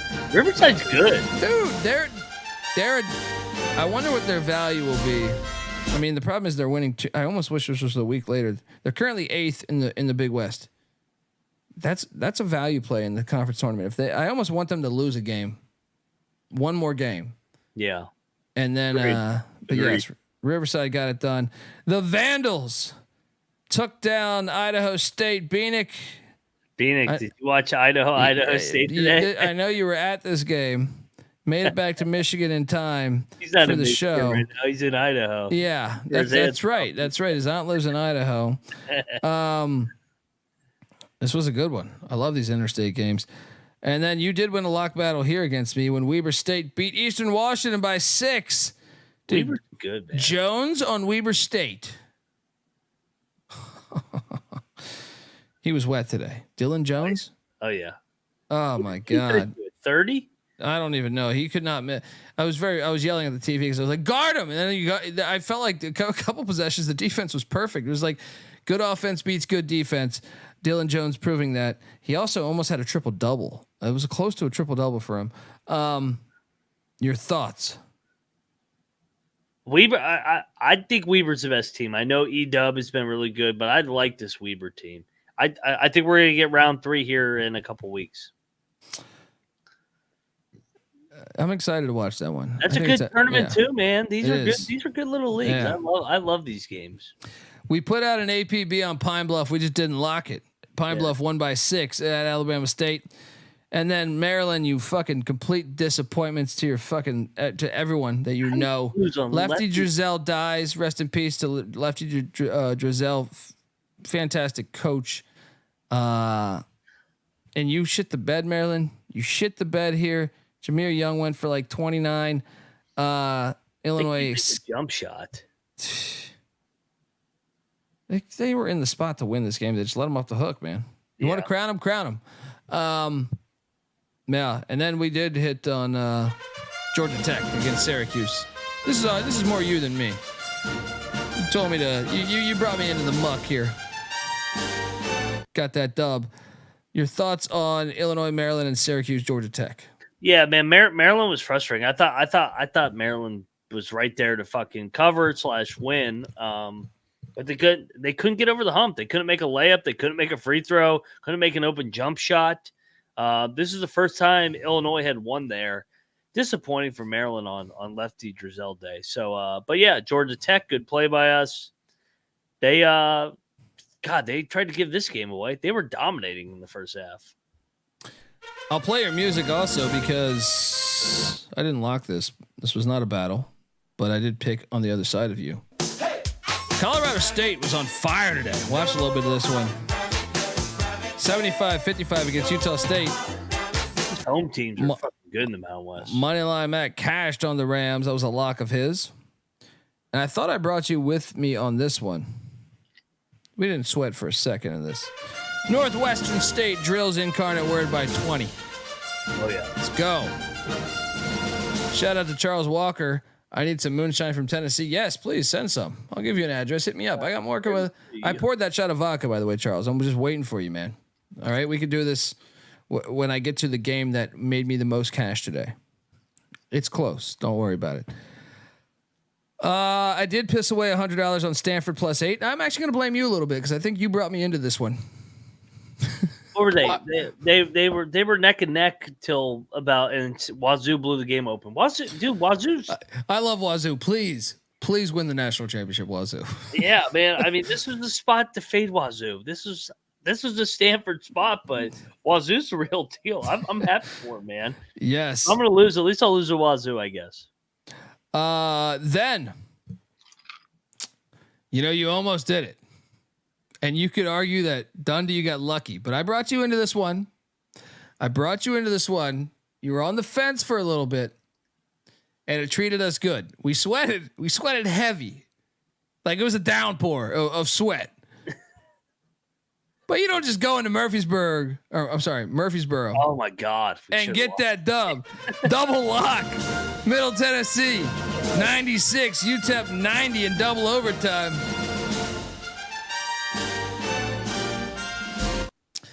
Might have been a little lucky there. But we got it done. We did get it done. Your thoughts? No, I mean, they should have won the game in regulation, but then it went to overtime, then double overtime. I thought when it went to overtime, I was screaming at the TV. It's like, you pieces of shit. You're going to lose this game. Whew. And then I know people are waiting for us to do the Sunday games. I don't give a fuck. There's a replay, motherfucker. We live in the day and age of technology where you can just fast forward this thing. All right. And I like to talk shit because let me think about this. I did the morning show today, argued with people last night. I was on the sports grid today and was going against the grain there. The SGP show covered this game. I said Kentucky, and this is a lock battle too, by the way, now that I think about it. Fucking tough. I said Auburn is going to lose to Kentucky. I'm taking the 10 or 9.5, but also I took the fucking money line. Fuck you, world. All right. This happened. They won at the Fog. I think it was a year ago. If not a year ago, it was 2 years ago. It was a freshman team then with like one veteran. He does this all the time. They're young. They're stupid. They don't think about the environment. They go in there. They're super athletic. Antonio Reeves had a good game. Dillingham's a fucking stud. They led from wire to wire. I'll play the fucking song too. You want to know? Oh, hey, you know how to come back from a 1-11 start or 1-10 start, whatever it was. It's called hitting a double-digit money line. And there's another one. That's a couple that I did. Your thoughts, baby, on this fucking outcome. I'm just super happy right now. I'm super happy because a lot of people talk shit, and I'm not even saying you, Mac, because yours was just us talking college hoops. I battled people. This is a great comment here too. What's that? White Tiger's gonna have to go through the gauntlet trying to argue with Dad Dundee. Yes. White Tiger was on the Wildcats too. You know, it's a cat family. You know what I mean? Your thoughts, buddy? Oh, this game played out exactly like I thought. I was like, Kentucky will score around 70, 80 points, but Auburn will score 100.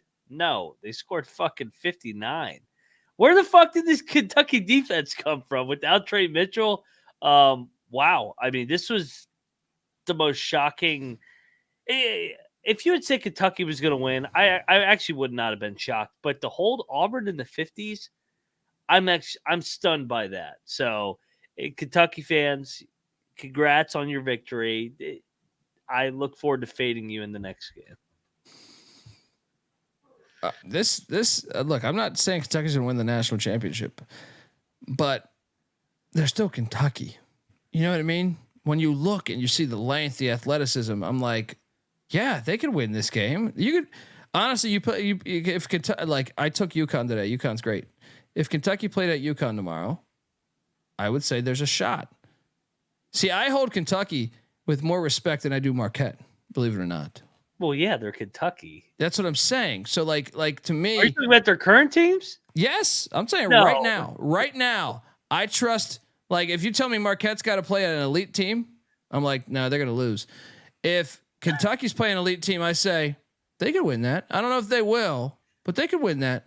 Man, you're disrespecting Marquette. Marquette beat UConn 2 out of 3 last year. They already beat the fuck out of Kansas. Yeah, well, right. Yeah, okay. They were. What round did they go out? Round of 32. It was the first time they'd been in the tournament with that group. I'm just saying, you watch the two teams, right? When I watch Marquette, talking about teams going on early. Calipari's the king of going on early. True. But at least when I watch Marquette, I go, this is a college team. Right? And I love college hoops. I think it's way better than any other form of basketball on the fucking planet. But I'm saying there's no one that really moves the needle for me. I think there's good players, but they're just, when I watch Kentucky, when I see fucking Dillingham, I'm like, oh, that dude's nasty. Marquette has no one like that on their team. You know what I mean? That's why I respect them more. When I see Marquette, it's like, yeah, they got some good players. They play hard for Shaka. But I'm not there when they play the biggest schools. I'm not there with them. I hope they play in March. I will gladly take Marquette. Okay, I'll see you on the battlefield. How'd it work out for you with the Auburn Tigers, buddy? Let's go. All right. Hey, Kentucky, bet on Kentucky in March. So let me know how that goes for you. They're gonna fucking eat a big bag. You act like Marquette's been bringing home national championships left and right. Shaka Smart, besides one magical VCU run, has done diddly poo, to quote the great Jim Mora, in the tournament. Calipari's got fucking 100 fucking first round picks and he's got one national title. Okay, but at least he got UMass to a Final Four. Yeah, that was impressive. Okay. Other than that, he's been so fucking overrated. Okay, but still, I mean, Marquette would be laying 2.5 against Kentucky on a neutral today. Marquette. I'll take Kentucky. Let's go. You're they got athletes. Tyler Kolek will be sitting there. He couldn't handle Tristan Newton. Tristan Newton was saying, "Get the fuck out of here." Can't wait till Marquette fucks Get you. the fuck out of here, right? How quickly they forget. Oh boy, Marquette whipped their ass 2 out of 3 last year. Today was their day. Marquette's gonna beat their ass here in a couple weeks in Milwaukee. And I hope they play Kentucky. Let's go. I hope they do too, because that's a win. I know we didn't have lines on these last night, but on the morning show we talked about this. Fucking Dartmouth covered against Cornell. I I don't know if you got a chance to bet that, but they picked that correctly. Vandy got absolutely destroyed by Tennessee. What's up, Noah? I actually had some analysis on Kentucky that I wanted to mention tonight. And there was a good chat or a good comment in the chat that said something very similar. Like Kentucky had looked like shit the last 2 weeks, but then they come out and they play like this, and it's super impressive. If you play in multiple bracket pools, or like your bracket pool allows you to submit more than one bracket, you have to have a bracket, in my opinion, where Kentucky goes to the Elite Eight because they can get hot and play this good. And the other bracket has to have Kentucky losing in the first round. I think that's fair. I think that's fair. But I'll say this, man. Rob Dillingham is nasty. There's not many players in college basketball. I know he's just a freshman. Yes, I know he's solid. He but like, is fucking nasty. That's what I'm saying. Like today was like his game though. True, but there's still moments. Like there was a point where there was a couple plays today where I just the said, guy who's come on as of late is Antonio Reeves. He's strung together. He's the veteran. He's the veteran of the group. He is, but he was not the guy that everybody was talking about coming into the year. But to me, Dillingham just has plays that you just go, he's gonna be a fucking multimillionaire very, very soon. Yeah, very soon. You know what I mean? Like you can't. That's what I mean. It's like you watch some other teams and you just don't get that. You're just like, they don't have anyone like that can make that shot. You know what I mean? So we went from firing Calipari to they're a Final Four contender here in a week. They're always a Final Four contender. You know that, right? Like I still think he's going to end up fired personally, but no, I don't, because the $70 million buyout. I don't think they got that. Yeah, they're the same team that lost to Gonzaga at Rupp. Gonzaga, the same Gonzaga that doesn't have a single marquee win. So still, but it's a great win for them tonight. It was a good week for them, but they still have some flaws. I want to see them guard defensively for more than one game. 100%. But Marquette still lost to Wisconsin. All right, let's go. All right, let's fucking go. All right, let's fucking go. Let's jump on over to Vandy got destroyed by Tennessee. And then buddy, I hate to do this to you. Baylor, Virginia, or West Virginia, we both ate shit on West Virginia plus the points. Your thoughts on this one? I can't wait for a new group. This group sucks. They fucking cowards, man. They don't compete at all. Paid the wrong guys. We need a refund on some of these fucking NIL packages. I can tell you that. Yeah. That's not going to happen. But Grambling took down Texas Southern. I was surprised. They asked me that game on the Sports Grid today. Was not expecting them to ask me that game out of all the games. But I definitely got that one wrong because I said Texas Southern's the play. Brown took down Penn. Brown guys, nice win there. Penn's lost 8 in a row now. I know. I locked up, and you only get this through the picks page because we didn't have the lines on this last night. But I did bet Harvard. I also bet another Ivy League game that I felt great about. We'll talk about that in a minute. Yeah, Columbia finally loses. JMU only beat Georgia Southern by 7. Are you concerned? No, just because you know that they're gonna figure it out. They go through the lumps of conference plays, so.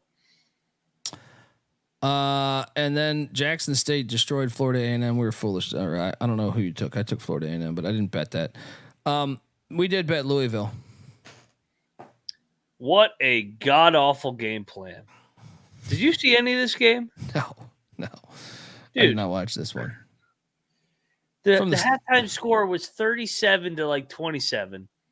Blake Hinson had 27 points. Louisville, hello. Did you not watch any film that fucking, if you leave Blake Hinson open, he's going to make shots? He only had fucking 10 threes against Virginia the other night. Oh, at one point he had more points than the whole Louisville team. Yeah, they wouldn't guard him. Yeah. He wasn't even making contested shots. Like I was mind blown. I'm like, actually, if they just guarded Blake Hinson, they're kind of in this game, but they just would not guard the guy that makes all their shots. Wow. Let's talk about Pitt now. I know you hate to do this, but if they win at Wake, okay, what's their hardest game left? You're really trying to torture Mac. I mean, Pitt deserves to be talked about after beating Louisville. Well, no, I'm saying everybody they started the bubble talk again. Well, we locked it. We bet the fucking game. they're at Wake and at Clemson. Which one's harder? Clemson, right? Yeah, Clemson. They have to win both to get to the tournament. Wake and Pitt play very similar. They can compete there. And we should shout out to Xander in the chat. We should hey Louisville, start your basketball program. Dude, I'm telling you, like I was just mind blown at some of the looks that Blake Henson was getting. I'm like, have they not watched any film on these guys? How do you just leave the only guy that scores for them open? Unbelievable. Yeah. I mean, it's going to be fun to watch because Pitt plays Wake and Clemson. They're kind of all in the same spot in a way. Yeah. So those will be fun games down the stretch. Go Wake. Yeah. Wake. Southern took down Prairie View. And then Indiana State, Southern Illinois. You know what? I was watching it early on and Indiana State was up like, I want to say like 7 or 8. I switched it over to, I'm not at the studio. So I didn't catch the end of this game. I was surprised Southern Illinois won. I mean, based on what I saw, I'm not surprised. Coming into it, I thought Southern Illinois could win the game. I bet Southern Illinois. What happened here? They just going like a crazy run down the stretch? Yeah. They beginning of the second half or end of the first half. Indiana State had a bad week. They had a horrible week. It's not this one. It's the Illinois State one. Yeah. I mean, this one's not good. But Southern Illinois is a respectable program to me. They may have a tournament now. They might. They fucked that up, man. They really did. They could have lost this one, but not the Illinois State game. Yeah, agreed. That was a horrible loss. Yeah, and that was at home. By double digits. Why didn't we bet Greensboro? I thought about it on the morning show, and I still didn't pull the plug on this fucking thing. They won by 11 at Wofford. Fullerton covered at San Diego. I should have locked that. Instead, we locked Bellarmine, and they got drilled by Eastern Kentucky. They were winning the whole game. How did they just fucking lose by double digits? Yeah. And how about, you want a shocker? You want game ball worthy maybe? Elon won at Wilmington. They were getting like 17 points. Oh, a buzzer beater. I was like, what the fuck happened here? Unbelievable. That's what happens. You get those interstate battles. It's a lot of fun. Yep. Portland State drilled Northern Arizona. I tried to bring you on a lock here. I didn't lock it. We should have done it. Georgia State somehow beat Old Dominion. And then we did have a battle. Bieniek wasn't here for it. But Central Michigan flushed the toilet on these Western Michigan Broncos. All right, fire up, Chips. Fire up, Chips. This was never close. What an embarrassment. Dude, Central Michigan. How bad's Western Michigan now? Central Michigan could have a 20-win season. I know that sounds insane. I don't want to get ahead of myself because they're just 15-10, but they could. Looking at the remaining schedule, I mean, they just have to win one. They have to not get upset and win one hard game, in my opinion. Yeah. Like, I think they can beat Eastern Michigan, Northern Illinois, Ball State in Mount Pleasant. They could lose that too, but in Miami, Ohio, there's 4. And then there's the hard games at Bowling Green, but Bowling Green looked like shit today. And then at Kent State. So nice. I mean, hilarious battle, but High Point drilled Radford. At what point do we start? I know it's your boy. We got to start fading Radford. Yeah. I don't have no idea what happened to Radford. They're in last. Dude, they're playing bad. I feel like they're playing like fucking ass. I don't understand it because I don't think they're that. There's something wrong there. Disconnect in the locker room or something. Sam Houston State drilled Liberty. Gosh, I almost pulled. I had this in the bet window. Yeah, I had this in the bet window and I took it off. Yep. Bothers me. DePaul kept it close with Providence. Only lost by 11. That's the closest loss of the season for them, I think. And then you cashed on this. I didn't follow you on this. UT Arlington drilled Rio Grande by 20 or 19. Mexicans have quit. Yeah, and then Boise destroyed Fresno. Did you bet this? No, I thought about it. But I stayed away.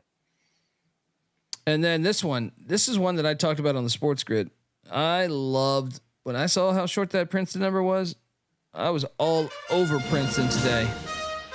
They drilled Yale, revenge game. Yale beat them a couple weeks ago. 73-62. I was all over. Did you get this one? I did not. I mean, this problem with the fucking Ivy is they put these fucking lines out overnight because they just played the fucking game or the night before. Yeah. St. Thomas barely got by South Dakota. Yeah. And then I want someone to explain to me what happened here.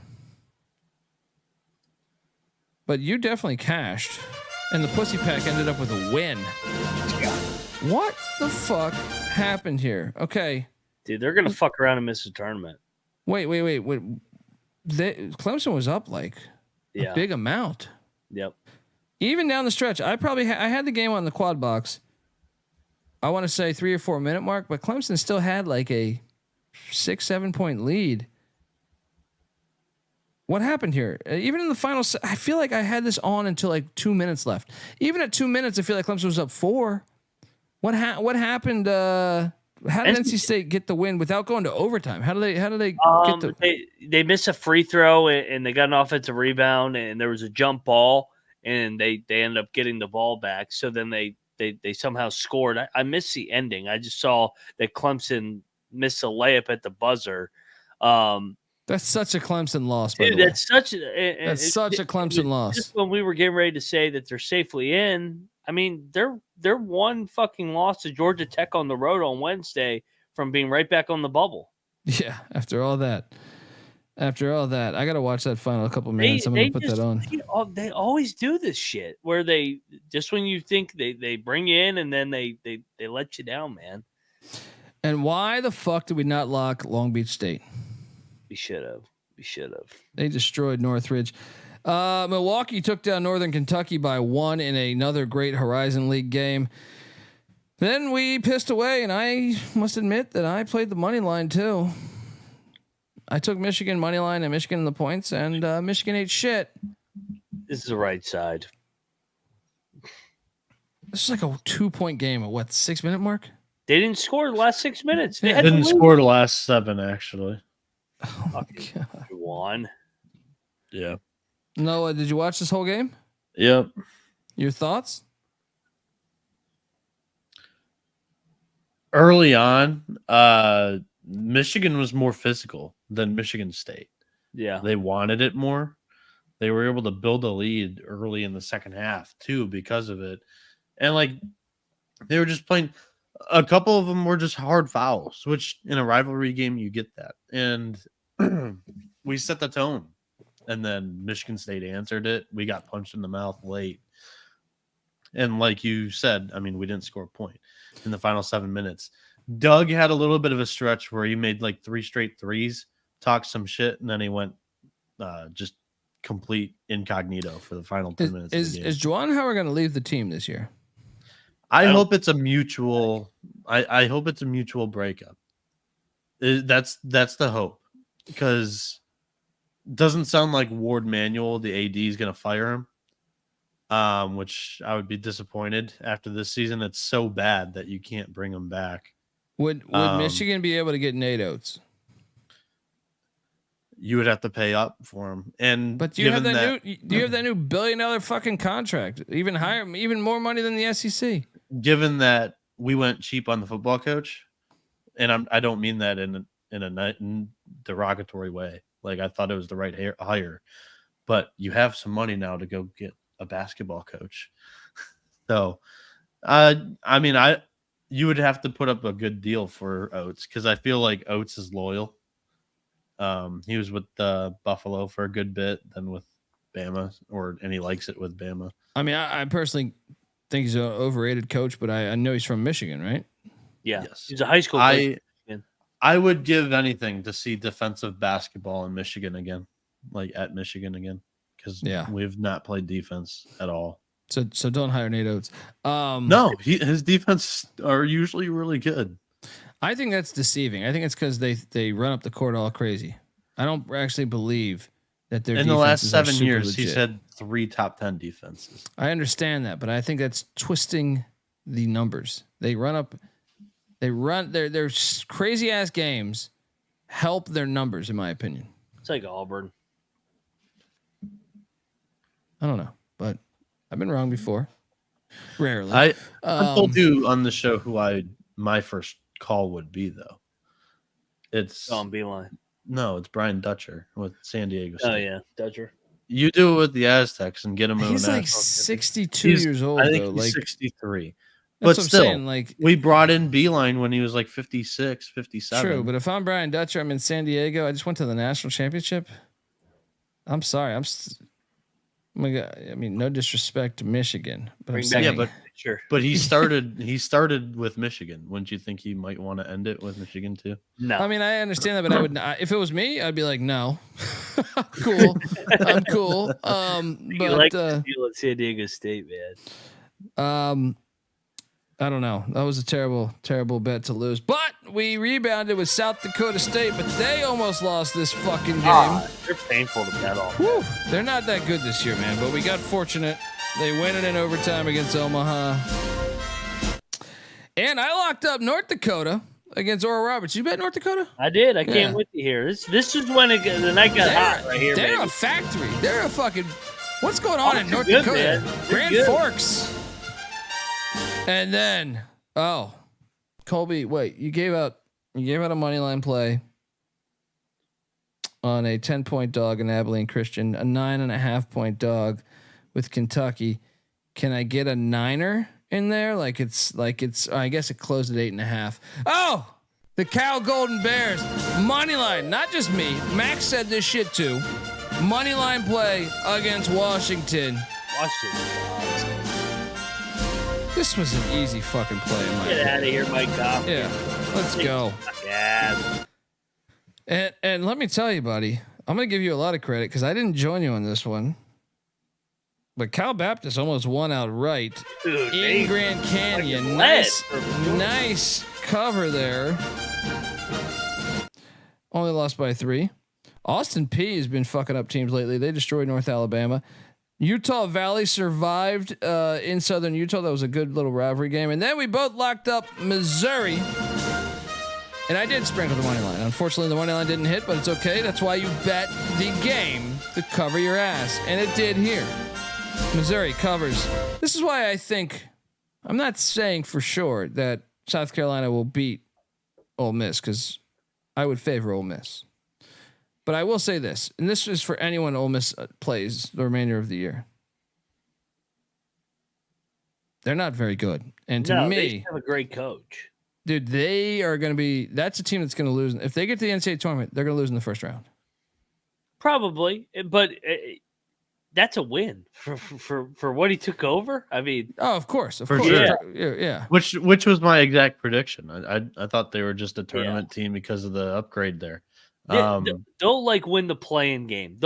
Beard will like treat the playing game like a Super Bowl, and then they'll get whacked in the round of 16. Which let me tell you. So I actually would like him if he played in the playing game, because then it would only give the next team 2 days to prepare against Chris Beard, who I'd take over 85% of the coaches. On the short turnaround, I would favor the good coach. I actually think that's a team. They play scrappy defense. They'd be able to come out of the play-in and make a little bit of a run, maybe. Because hang on here, they got to get there. I want to ask you guys both this. If it's like Colby said real quick, if it's just a normal first-round game where the other teams just got 4 days, I would take them to lose. Yeah. There's 6 remaining games. What are they? They have what? I think like 18 or 19 wins right now, right? I want you to try to project their record here. At Mississippi State, home to South Carolina, home to Auburn, at Missouri, at Georgia, home to A&M. It's a weaker schedule than South 4-2. Carolina. 4-2. They'll win their home games and lose to Missouri. They lose to Mississippi State. I think they lose to Mississippi State. Yeah, sorry. They win at Missouri. They lose. Sorry. They're gonna beat Missouri, and then they're gonna win their home games. So you have them losing to Mississippi State and who else? Georgia? Georgia. You think they beat Bama in Oxford? Yeah. I actually think that Beard could will that one to the finish line if they need the game. I disagree with Daniel in the chat. I think the roster sucks. Yeah, by the way, I starred one of Daniel's comments from earlier. Yeah. You can go ahead first though. They don't their pieces don't fit at all. Like they have two fucking big guys that they can't play together. Like it's kind of like it's kind of like Patino. It's kind of like Rick Pitino's team. Yeah. He grabbed Cisse, and I don't think he expected him to be eligible this season. Yeah. I think they suck. I just think Beard has found a way to fucking will his team to where they're at. I think they'll be 3-3, and I got my losses as Mississippi State, Bama, and either Missouri or Georgia. I think they could win both Missouri and Georgia. Alabama's due for a loss, though. I think they could beat Bama. They could also lose to A&M though. Yeah, they could also lose to Bama and A&M too. So.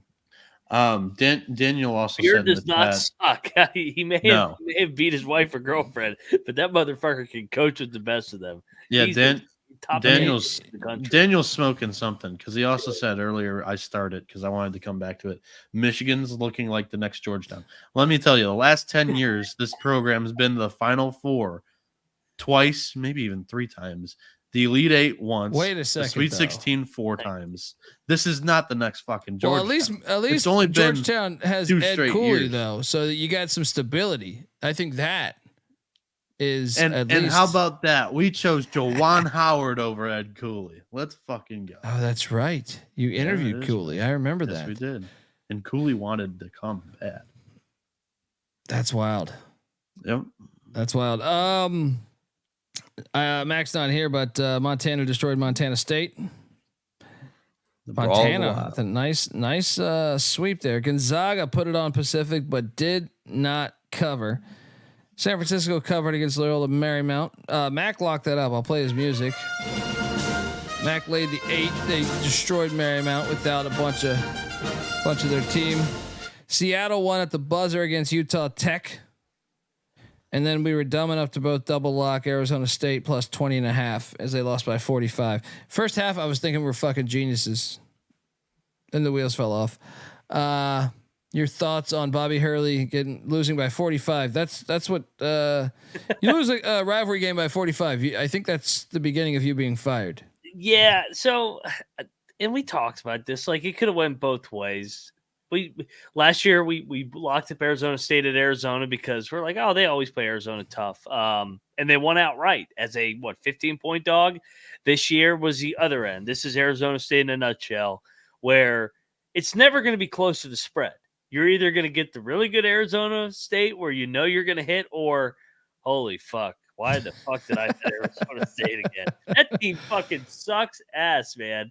Biggest fucking fraud front runner group ever. Yeah. They do suck. Look, before we get to the final couple games, I want to tell you the college basketball experience is brought to you by Hall of Fame Bets. Win bigger by betting smarter this NBA season with Hall of Fame Bets, the sports betting analytics platform for parlays, player props, and game lines. Research every NBA and soccer bet with historical stats and data. Stop betting in the dark and join over 30,000 users researching with Hall of Fame Bets to craft more intelligent, data-driven parlays. Download the Hall of Fame Bets app or visit HOFBets.com. Use that promo code SGPN to get 50% off your first month today. Start researching. Start winning with Hall of Fame Bets. Wyoming, San Jose State. I rode Wyoming. I feel like it could have been an easier win. They gave San Jose like 30 chances to almost win this game. I didn't bet it, but I still wanted to be right, and I watched it. Shout out to Wyoming. They're now 13-12. I told you, Jeff Linder. Noah, you want to talk about something crazy? I actually believe he would be a better hire at some of these openings than, to me, like winning in Laramie. And I'm saying like going 17-15 or something, and in Laramie is, to me, such a great job that I feel like he would kill it at Ohio State or Michigan or wherever. I'm telling you, Laramie it's open plains and one block. One block. It's it's got to be the hardest place to recruit, specifically in basketball. I think it's one of the hardest places to recruit. Your thoughts on Wyoming and Jeff Linder? I'm telling you, man. I bet Linder tonight. So look what Sundance Wicks is doing. He was his assistant. Yes, no doubt. Yeah. No, I like Linder. Good win tonight. They tried to give this one away. I know, dude. That's down the stretch. Yeah. Because I kind of root for Wyoming. I like Wyoming. I mean, I like Tim Miles too, but they don't throw in the money in their athletics. All right, Wyoming tries. They don't have a town. Their ecosystem is How the hell did Colorado win tonight? I turned it off when they were down 15. I go, fucking. I was ready to. I'm so glad I didn't fire out this tweet that's saying they should fire Tad Boyle tonight, because I actually thought about doing it. I didn't do it. Colorado wins in double overtime, 92-89, and I guess maybe salvage their season. They're 17-9. I still am very weary of the Buffs moving forward. I had a good day, but USC and UNLV was a tough finish for me to end the night, because both of those should have fucking hit. What the Buffs were getting their ass kicked, dude. They were down like 15. I know. What? I was shocked that Colorado found a way. This is always the game that Colorado loses. I still don't think that Tad Boyle's doing a good job though. He's doing a horrible job. You shouldn't even been down that much. Yeah. Look, the chat wants it. Found a way to win. Credit.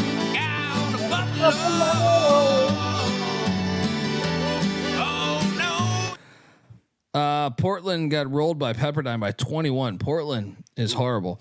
Nice call on Santa Clara taking down Lavin. They won by 13 at the Toreros. But did we battle on this? We didn't battle, right? We didn't battle, I don't think. Beeves plus the points. Locked Stevens. Oh. Yeah. Then maybe that was Terrell. Sorry. I do so many fucking shows, I don't remember which fucking games I'm picking what. I mean, I know which ones I pick. I don't remember who the fuck is taking the other side. Could have been Noah, for all I know. Noah telling me, hey, Oregon's going to fuck them up. The Beeves covered. Me and Matt got it done with the Beeves. I mean, they were down a decent amount, so I don't know how the fuck they cover this, but we're on the wrong side of this one. Yeah, I agree. Fully transparent. We should have locked Bakersfield. They only lost by 6 to Irvine, and then Nevada pulls it off. Lock battle win for Dundee. I don't know how the hell I got this. You can DM me for the address for the Steve Alford posters. I'll put them up all over the fucking wall next to Stallone. Your thoughts on UNLV? UNLV should hire Jeff Linder, because I actually believe like the alumni at Ohio State or Michigan would not take them hiring Jeff Linder. They wouldn't do it. They said Wyoming's coach. It's the regionality of it too. Yeah, UNLV would, but UNLV is too stupid to do that. That was the Kevin Kruger era in a nutshell. That was going to be a great win. They were going to go to 8-4 in league play, and they couldn't be on the bubble because they have so many bad losses. But it still would have been some momentum headed into the conference tournament where they would have been one game back at first place. Yeah, they just wanted the pit. I mean, they can't help themselves, that team. And that's been the whole tenure. It's the whole tenure. Air Force by 40 a couple weeks ago. Like, Southern went in there and won. Southern and Air Force. How? But it's every year. I feel like Howard won there the year before. You know what I mean? It's like this is their program. And you're in Vegas. See, that's the opposite of Laramie. Like, it should be an easy recruiting pitch. Hey, this is Las Vegas. All right? I feel like a good coach could just destroy it. Tarkanian showed what they could do. Patty C always makes this comparison, football or basketball. It's like Miami or LA. Like, people want to be in Vegas. You know what I mean? Like, I don't understand. It's not a hard recruiting pitch. It's really not. I mean, you take them, you bring a guy in on a flight, you show him a fucking Mayweather fight or something. You bring him around. Prostitution's legal. Rick Pitino, hello. No, I'm joking. I wanted Pitino there. But then Pitino. Yeah. Oh, that would have been. Bobby Petrino was the offensive coordinator for 2 weeks last year. 2 weeks. I wanted him there long term. Anyway, game balls. Let's fire away. Top game ball is got to be the Kentucky Wildcats. I want a shit ton of money of you on you Kentucky Wildcats. John Calipari, you're invited to my fucking Christmas party. All right, just don't wear a suit. All right. Top game ball. Where are you going? UConn. UConn gets a game ball for me, man. They fucking drilled Marquette. Beat them by 30. Top 5 matchup. Completely undressed some good win Huskies today. Second game ball for me, and I agree that is a great game ball.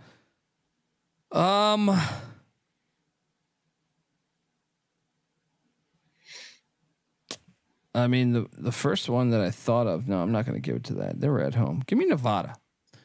You were supposed to be shitty this year, so in my mind at least. And now you're winning. You're winning games. You're as a dog against your rival on the road. Ben says Colby still thinks it's 1995 Colorado football. What are we talking about here? Basketball? They were horrible in basketball in '95. Yeah, I think that's a worthy game ball because Nevada is in position. I mean, imagine if they didn't lose that New Mexico game. They're in a position to be in position. Yeah. See what condition my condition's in. What are you doing here?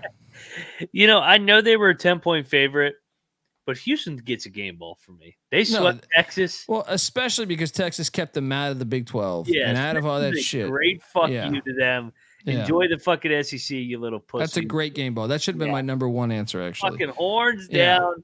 Great win, Houston. He fucking beat the fuck out of them. That was great. Well, just, if you know the history, and a lot of people don't know the history, that's the thing that kills me is like you can talk to Texas fans that don't even know that their own institution like fought a campaign to keep Houston out of being a power on all levels. You think Texas will ever play there again? I don't know if they'll ever play there again. They might have to if Houston keeps winning like that. Yeah, they might need a net. The only problem is Kelvin Sampson's age, because if Houston could put up that fence and Willie Fritz get it going in football, Fritz is a great coach. My third and final game ball. Let's go to the likes of. I traditionally like to do road teams because they're so hard to win on the road. Yeah. But I can't take the pussy pack. But how about the cow wins good, but it's not game ball worthy. Let's go back to the beginning of the day. I believe the game ball should go to Oklahoma State. Yeah, they fucked up. Not a road team, but still. Got BYU. They're a top 25 team coming in your town. Can you turn the season around? You never know. I like it. Where are you going? Final game ball. Final game ball. Let's go. We've gone. I almost did Iowa. Oh, should have done Abilene. I thought about Abilene. I'm gonna go TCU. The way that they won it in that environment, that K-State always finds a way to win those games. That basically put TCU in the tournament.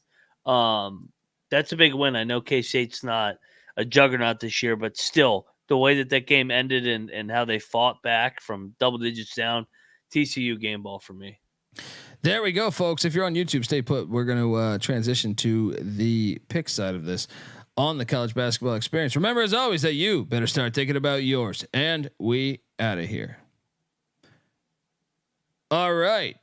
We are back on the college basketball experience, and it's time for picks. You've waited 2.5 hours. That's what I like to do. There's a reason that, when you go see the fucking, the horror flick, you know what I mean? Friday the 13th or some shit. There's a reason why he kills the badass last. You know what I mean? You got to make the people wait. It's just, come on. This is a no brainer. You know what I mean? Darth Vader didn't die in the opening scene for a fucking reason. All right. Let's get into this. Wichita State's at Charlotte. Charlotte's laying 6.5. Give me Charlotte. Mac, what are you doing here? Let's lead it off with the bang. Give me Wichita, lock it up. I think Wichita's better than the record. I don't think Charlotte is as good as their record. Charlotte's been playing with their food, inflated. Give me Wichita and the Shakas. Lock it up. Let's go. Battle. Where the hell am I here? playing with that. I don't have a lot of plays. Looking for another one. I don't think Wichita's any good. I think Charlotte's having a magical season. They're going to feed on that energy. Shout out to Mike, who gave us $20 in the chat. YouTube.com/The College Experience. You could watch all this action. I'll lay the 6. Loyola I'm going to come in and double lock it with Dundee too. Woo-hoo, yeah. Go with Clips. The battle we got. It's Royal Rumble now. Noah Bieniek pick Dundee. Going with the Clits against Moneyline Mac taking the Shockers.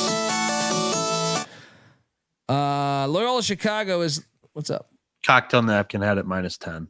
Oh, Bieniek. I didn't even know you had the napkin still. I thought you were saying 99-mile-an-hour fastball, 70 or 89-mile-an-hour. He's rounding third. I still need to know how to do the cocktail napkin in baseball. I don't have it figured out yet. I had it for the win totals. It starts with giving Sandlot the respect it deserves. Yeah, I got a couple of DMs on that. I was surprised by that. I didn't know that so many people loved Sandlot. I love the Sandlot. I think it's a great movie. I think it's nostalgic. Mac, where you at with Sandlot? Oh, I love Sandlot. Yeah, that's one of my favorite movies of all time. You're in the wrong. You're in the wrong, Bieniek. Okay, my bad. I didn't classify it as like best baseball movie. I just classified it as nostalgic. What does he say in Big Lebowski? Have you seen Big Lebowski, Noah? Nope. Oh my God. But John Goodman's like, stay in your fucking lane, Donnie. Right? Stay in your fucking lane. My bad. I was provoked on both shows to talk about. I love Sandlot. I mean, Sandlot's a classic, man. Sandlot's a classic. Yeah. I never said I didn't like Sandlot, Ben. Yeah. I just said I think it's nostalgic. But Colby asked the other night on my top 5 best baseball movies, and I didn't name it in the top 5 because it was best and not like. Come on, it's got to be top 5. I mean, what are you doing? Fucking Field of Dreams or some shit? I do love Field of Dreams. That's his number 1. My number 1 is Major League. Major League's my number 2. They're all good, but Sandlot's definitely top 5. I agree. Sandlot's top 5. Jared's saying to me that I make picks like a girl. That's a good quote from Sandlot. Yeah, that's good. Play ball like a girl. Yeah, but believe it or not, there's more good baseball movies than any other sport. Moneyball is a good movie. Moneyball is a good movie. Bull Durham, I love Bull Durham. Yeah. The Natural, I love The Natural. So you have a bigger selection of to me, I think football movies for the most part suck. Baseball movies for some reason hit at a higher level than basketball and football movies, in my opinion. So it makes it harder for a top 5. Baseball movies are better than the current game right now. 100%. 100%. Especially the MLB, who refuses to let their fucking consumer fucking watch the games. Loyola Chicago's. This is my transition. Loyola Chicago and Sister Jean are laying 4.5. At Rhode Island. This line stinks a little bit. Reeks, man. Still taking Loyola. I'm going to take. I've made so much money on them in the past 3 weeks. Yeah. I can't not take them. No luck though. Do they have a look ahead? No, they have Mason. I'm going to take the points, but I'm not betting this game. I don't trust Rhode Island. Florida Atlantic is laying 6 at South Florida. Woo! I have a lock here. This game's for first.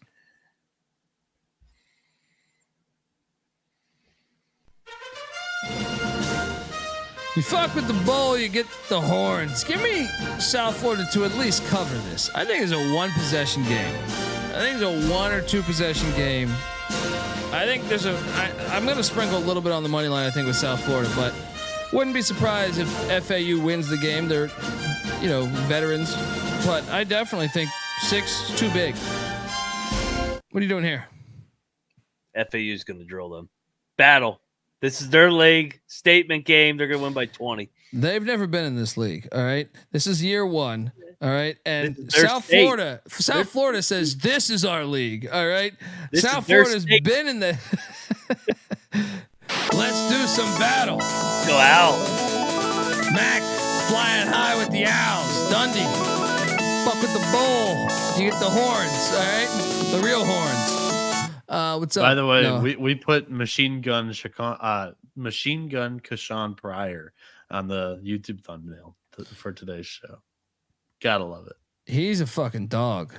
FAU's about your fucking Dolph Lundgren's about to find out about fucking this athletic that team. 10-game win streak's been fun. They're about to fucking play a real team. Machine Gun Kashawn Pryor. He's gonna break out tomorrow. That's gonna be. That's all the stoners. That's the stoners version of Robbie Avila. That's what it is. Robbie Avila. St. Peter's is catching 6.5 at Iona. I will take the Peacocks. Noah, jump back in here and lock up St. Peter's because that's your team. All right. What's the spread? I didn't catch. 6.5, right? Yeah, they're getting 6.5. I don't fucking know. Cocktail napkin actually likes and to Ryan Hasty's point, I do see 5.5s. So Mac, you should jump on the 5.5. I should take the 6, just in case. You know, you don't want to be pushing. I like Iona, yeah. No. I'm talking about the FAU game. Oh yeah. I already grabbed the 5. Yeah. Okay. Shit, it opened at 4. I should have got. I missed the opener because we were watching 700 million games. I don't even know when the Sunday games open because I'm too busy watching 1,000 games. Yeah. It is tough. It is really tough. I'll take the Peacocks though. What are you doing here, Mac? I'll lay with Iona. I think they're the best team in the league. Noah's backing away. Tobin Anderson's got the best of them.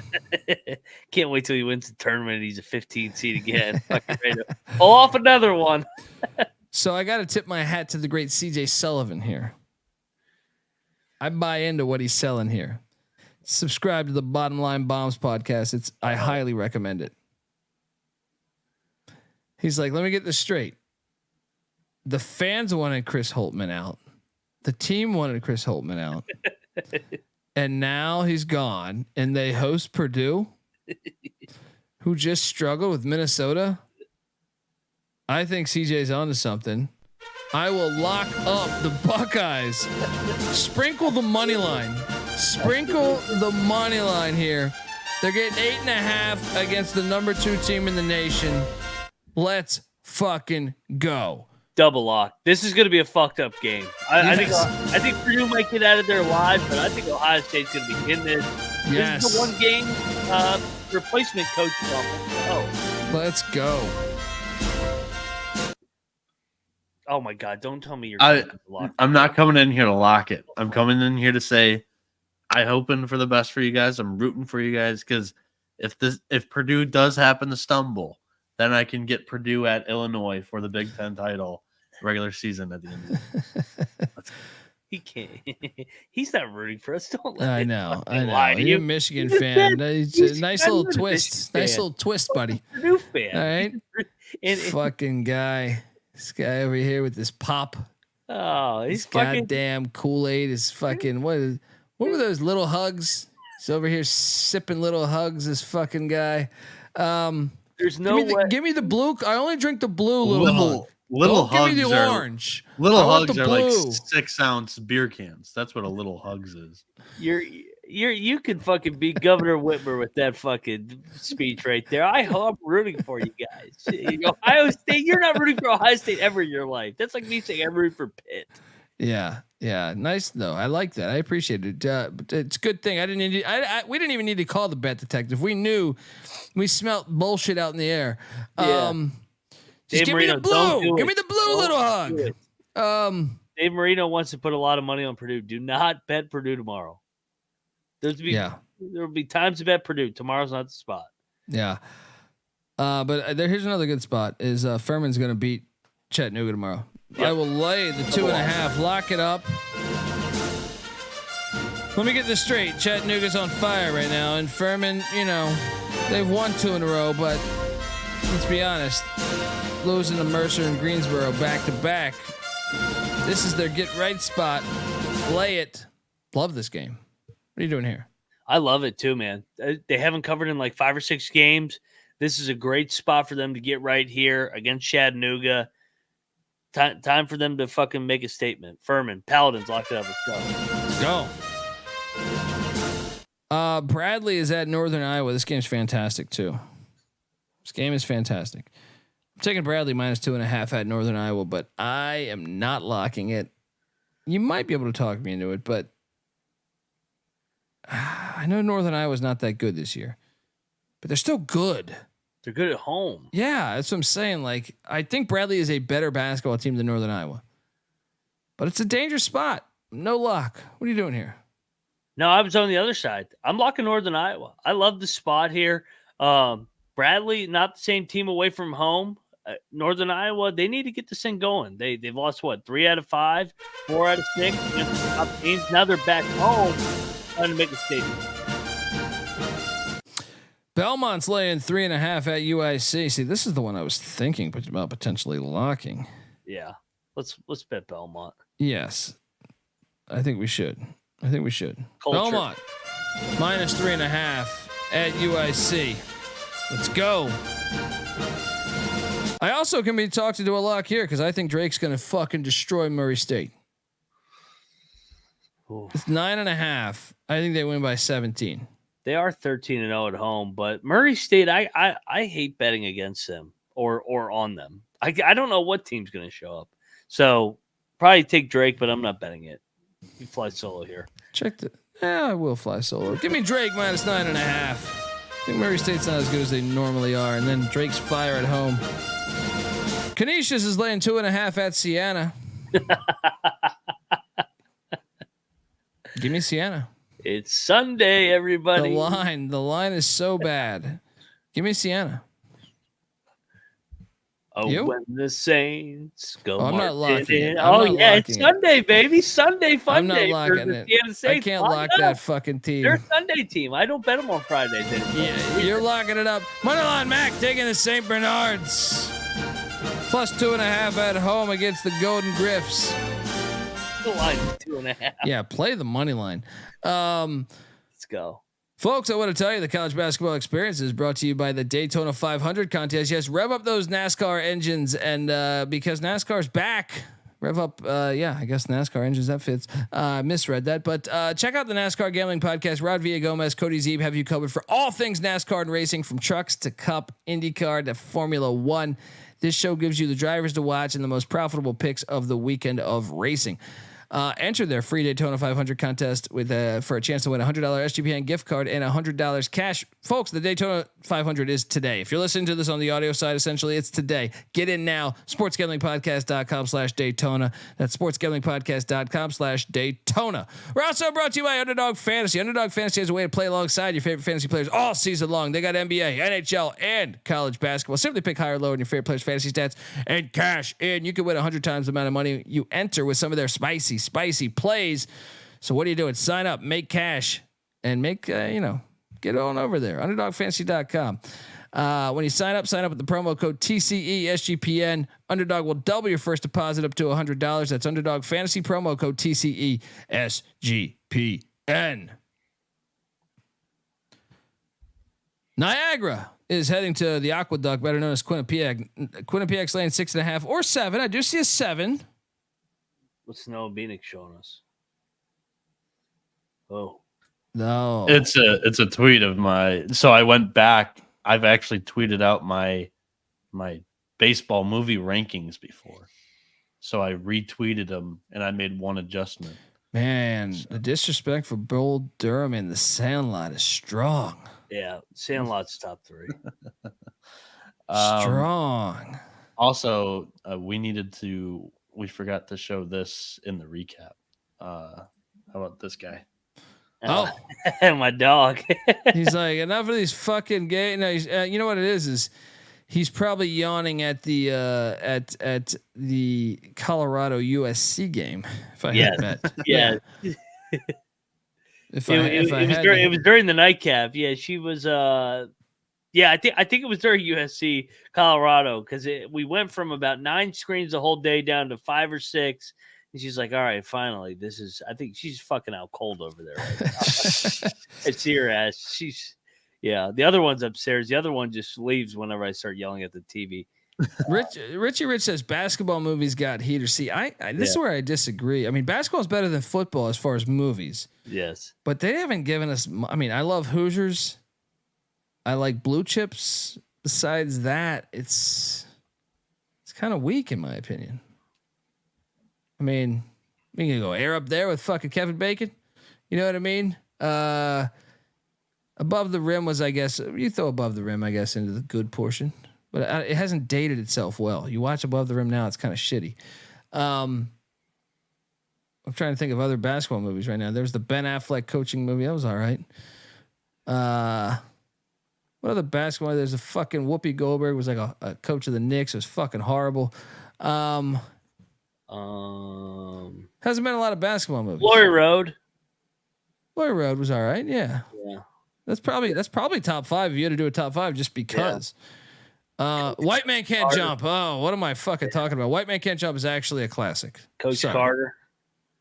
Yeah, I didn't really. Coach Carter was just throwing out names. Yeah. Coach Carter didn't really do anything for me. I forgot that it existed, sort of. I mean, it's not horrible. Jam. Which one? Space Jam. Space Jam 1 and 2. Yeah. Some more like cartoons, though. You know what I mean? Yeah. It just has MJ in it, though. Yeah. Yeah. Sunset Park. Those movies don't hold up as well, though. Like you watch those, I feel like I dug it at the time, but I think talking about holding up, it doesn't really hold up that well. So that's why I think baseball movies would be number 1. I mean, obviously baseball is not my favorite sport, but I think they do. For some reason, I think the game being that patient helps movie making. Like football. And baseball's like old school, like it's traditional, and I feel like movies, like it I don't know, it brings back the good old times, you know. Noah didn't even have 8 Men Out or Cobb on there. Cobb's a fucking classic. I mean, it's a movie. It's a documentary about. I mean, it's a bio movie on Ty Cobb, but I mean, that's a good movie. I don't know. I'd probably put those in my top 10, but baseball has more just because I think the game's more patient. Football, you can't put a movie star in the fucking movie because he's got to wear a face mask. You're not going to get any star that says, "Oh yeah, put my face under a fucking." No one does that. Yeah, no, doesn't work that way. There's a couple good ones like The Program, Necessary Roughness. Rudy's fun. He's offsides, but it's fun. But yeah, anyway, let's go. Niagara's covering that 7, by the way. That's my jump back to Quinnipiac. They're going to cover. Oh, yeah. This is a lock. Yeah. They're 2 back in first place. Let's go. Niagara money line. Let's go. Aqued up the shit out of you. UTSA is catching 5.5 at Temple. I thought about locking Temple here. UTSA's offense has been fire this year. It's their defense that sucks, but I like the spot for Temple. They're kind of telling you Temple is due, as we like to say, but at the same time, UTSA's actually been playing better. No, they have been. They're much improved. Yeah. Should we lock it? You want to lock Temple? Is this a Detroit minus 5.5 with a team that's lost 10 in a row? Okay. Let's not lock it then. Let's not lock it. But this one's an easy play. Elron Hunter and Battlefield Earth are traveling to Greenville, North Carolina. And may the Schwartz be with you. What a world! What a world! Woo! Let's go. Only lay at 2.5. Free money. Free money. Let's go. YouTube.com/The College Experience. Look at that shirt out there available for you. Let's go. You guys coming or are you guys being cowards? Yeah, no, I'm on ECU here. I do not trust this Tulane team at all, especially away from New Orleans. Give me ECU, lock it up. Yeah, they've lost 5 of their last 6 outright. Now they go to Greenville. I'm triple locking this with you guys. ECU, baby. Because when you're at East Carolina, you go for it every time. Or you don't coach at East Carolina, you don't come to East Carolina, you don't play at East Carolina with a weak heart. Write it. Triple lock. I'm not giving the triple lock music. This is the triple lock music. Let's go. And by the way, I thought, what's up? So Cocktail Napkins got it -7, and literally right when you ended this, I'm gonna cook up. So I have a parlay that I already tweeted out for college baseball that has East Carolina in it. So I'm gonna put East Carolina basketball and baseball. We're gonna see what that price is.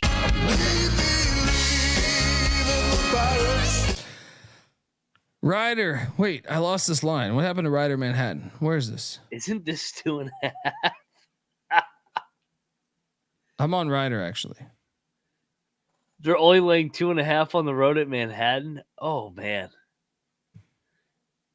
this. I mean, Ryder's not any good. I mean, I guess okay. Let's take Manhattan, but I mean, I'm not betting this. Manhattan, no bet here. Last place. Give me Manhattan. I'll take Manhattan. By the way, I thought the movie Replacement sucked. By the way, just my take. Anyway. Colby, do you want the basketball money line or spread in it? What are we talking about? For ECU? Yeah, talking? For the ECU parlay. Both. No, for basketball, you can't do both. Oh, I got you for the parlay. You mean okay? Yeah. Whoa. Money line -2. No. They're the favorite. Lay the 2.5. They're gonna fucking win by 12. They're -2 on DraftKings right now. So yeah, lay the 2. The -2 plus the baseball money line is +137. We'll tweet that out. Let's go. Mount St. Mary's is catching 4.5 at Fairfield. Don't do it again. Oh, you want to do a little battle? What do you want? Fairfield again? Oh yeah, Stags never fall down twice in a row. I'll take the Mount. I think the Mount's better than Fairfield. Fairfield's flawed, man. They're hitting blasphemy. Man, cold, but they're counting down 7-6-5. Where the hell is this? Let's go. Pick Dundee riding with the Stags. Moneyline Mac saying, "Give me them." What are they, Mountaineers? Mountaineers, right? Mountaineers, baby. Yeah. Evansville is getting 4.5 at Illinois State.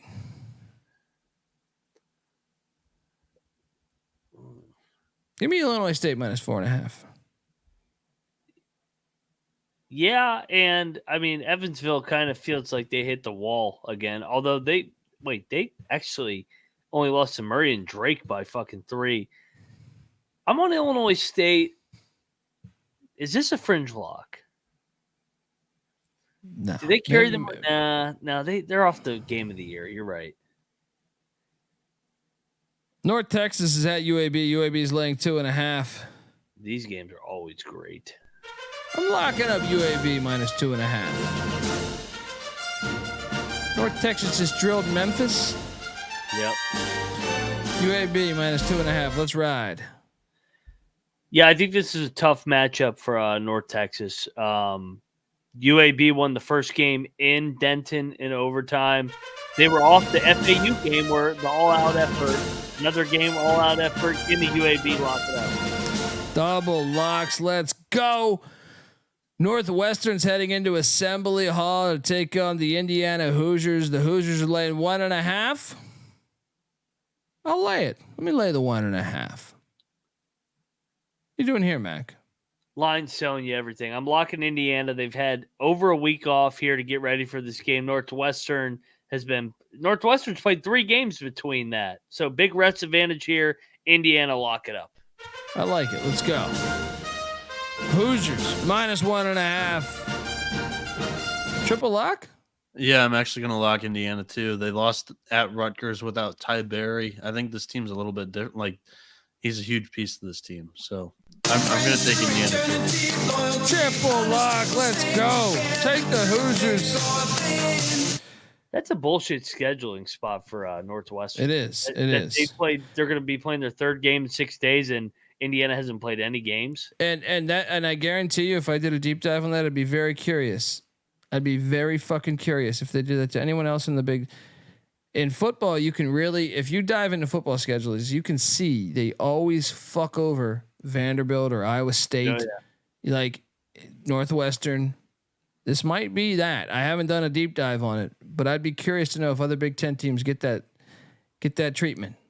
Yep. Memphis is catching 4.5 at SMU. These two teams are the same. Didn't this open at 6? Am I crazy? Didn't I see 6 earlier today? Yes. So it's coming down. I'm taking SMU. I can't take Memphis right now. I don't know, though. This is like a 50-50 game. So maybe they can cover. It's final basket. I don't know. I mean, the more I think about it, I think maybe I take Memphis because it's probably going to come down to the final possession. Yeah. SMU's won 5 in a row here. SMU has FAU on deck. I love Memphis here. I'm locking Memphis. I think they're going to win the game outright. Ooh, I can't lock this one. You're thinking they're looking ahead of Memphis? To FAU? Yeah. No. FAU's the Final Four team. But I also think Memphis is more talented. They've had Memphis scheduled on the circle forever too. Not like FAU. FAU's a different brand right now. FAU went to the Final Four. Memphis is going to win this basketball game tomorrow. Everybody, he just said that FAU is a different brand than Memphis. I'll take Memphis because I do believe Final Four. I do believe that they'll this will be a 2. This will be like a 2 possession game, maybe 1. I'm on SMU, borderline lock. Really? Oh, battle. Yeah. Oh, give me Memphis. Picks page or not Picks page. Cocktail Napkin loves SMU. Do you guys want to do battle here? Yeah, quit dancing and battle me, motherfucker. Lay those points with SMU, please. What is best in life? To crush your enemies, see them driven before you. Do we have a lock? Battle? Yeah, let's fucking do it. There he is. He's back. Noah Bieniek. Soda Popinski over there. Let's go. Come on, He's taking the Mustangs. Mac is taking Penny Hardaway and Rick Stansberry, who we buried in the first, first part of the show. Yeah.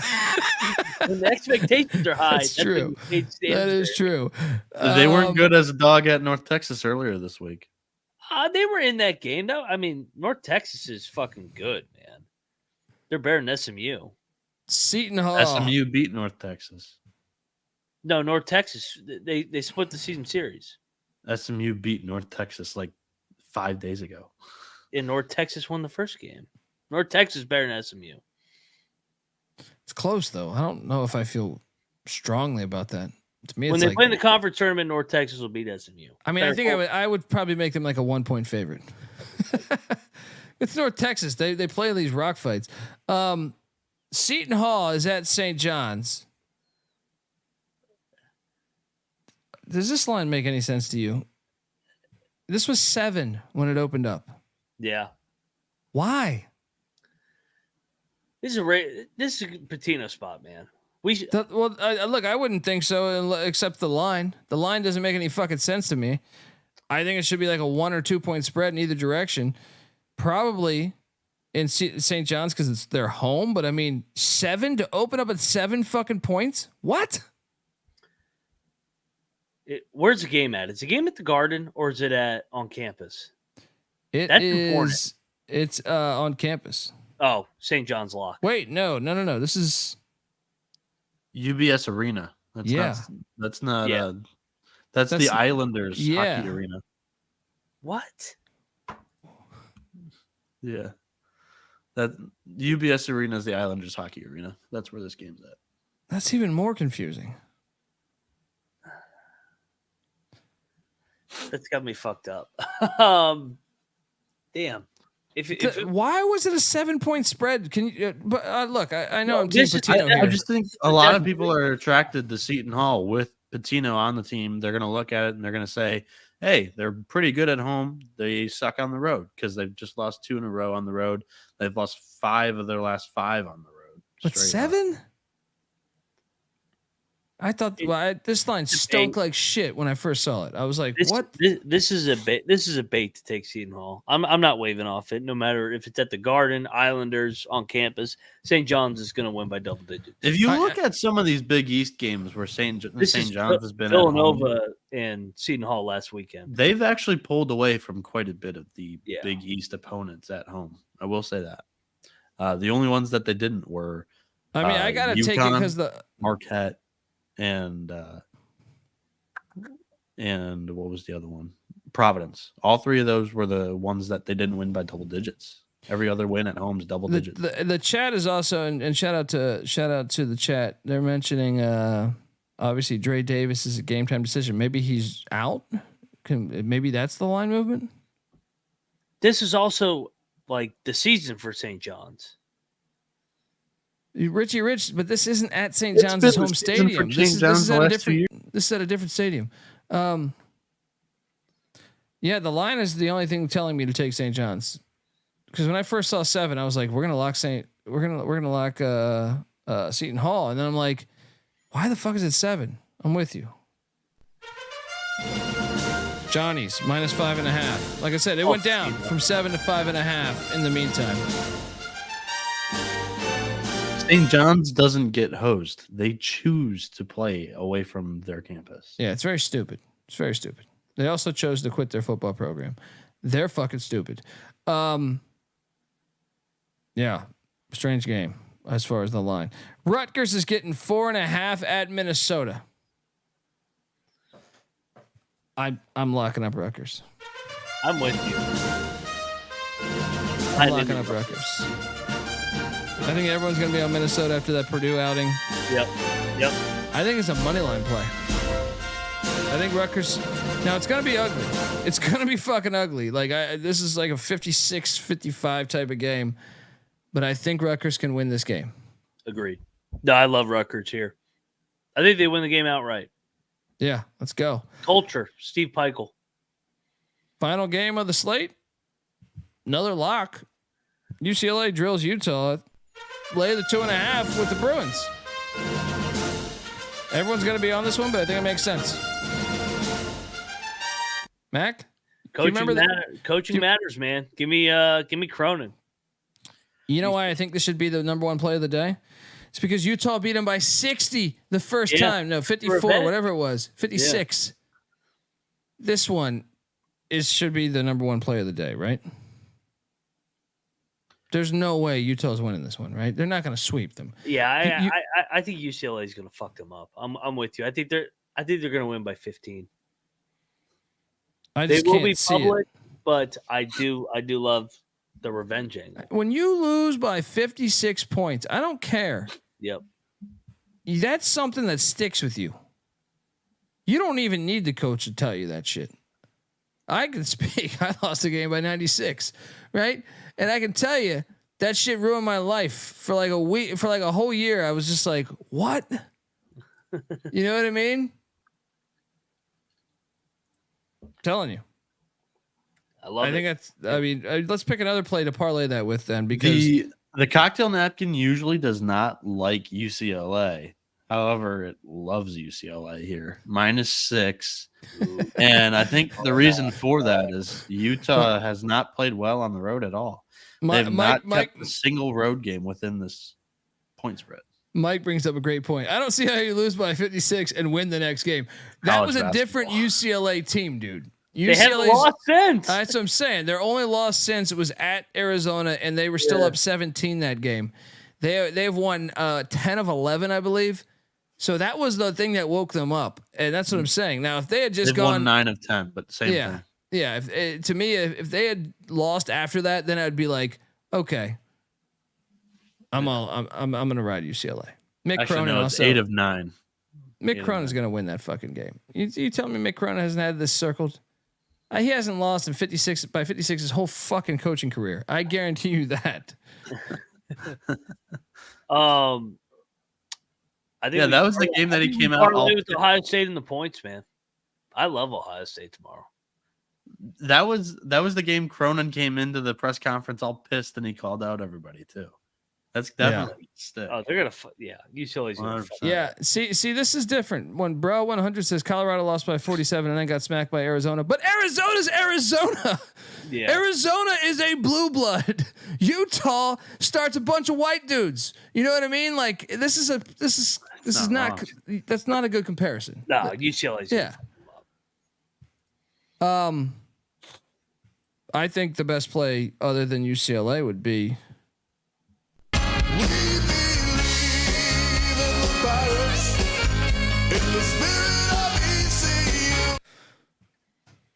Noah, what's your second best play beside? Well, I don't even know. Is UCLA your top play like us or? Nah, my top play is Charlotte. Ooh, the clits. Ooh. Noah rubbing the clits. Let's go, folks. So what's our parlay? I think we do UCLA, Ohio State, and ECU in Charlotte. No, is that too many? Keep ECU out Charlotte out because Mac. Yeah, I have Wichita. So we're all on Charlotte. We're all on Ohio. No, are you on Ohio State? No, we're not officially. We're all on ECU and we're all on UCLA and Indiana. Okay. Great spot. Okay. I was going to say throw a third one in there. Come on, let's Indiana. live a little bit. Hoosiers. I love the Hoosiers tomorrow. Indiana, ECU, I officially don't UCLA. like parlay. Indiana's gonna fuck this up. All right, well, pick a fucking winner then. Go back to the baseball show. He's fucking bringing negative fucking energy. Indiana's gonna fuck it up. The fuck? It's 4:00 in the morning and he's fucking. He locked up Indiana. How about Furman? How about Furman? You like Furman, Noah? Yeah, I don't care. Anybody but Indiana. Good God! Listen to you on the fucking microphone. You guys didn't. I don't care. Why am I here? You remind me of the fucking guy. You're like Putty in Seinfeld, right? The Furman game. You guys didn't mention it, but that's a nationally televised game. That's on CBS Sports Network or whatever. So they've got a big game. I like. So are you taking Furman? Yeah, let's throw Good Furman in fucking there God! Get Indiana out of there. Okay. Noah Bieniek versus Governor Whitmer. Furman. This is the parlay. Furman, ECU, UCLA. UCLA. I like it. All right. Give Noah Bieniek a follow on Twitter at NoahB77_. Maybe trust me, his Twitter account has more personality than he does. And then that's a joke, buddy. It's just he's like, I don't care. That's what I'm doing here. I don't care. Anyone but Indiana. He's done. What? You wanted me to respond to that? It seemed rhetorical.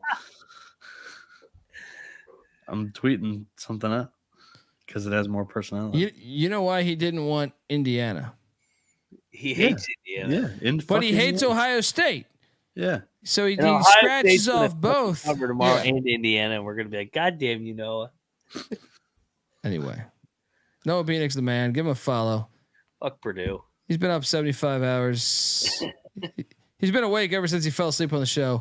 Moneyline Max on Twitter at Moneyline_Mac. Give him a follow. I'm on Twitter at @TheColbyD. The College Basketball Experience is on Twitter at TCE on SGPN. I see 400 people in this bitch right now. Hit that subscribe. Hit that like button.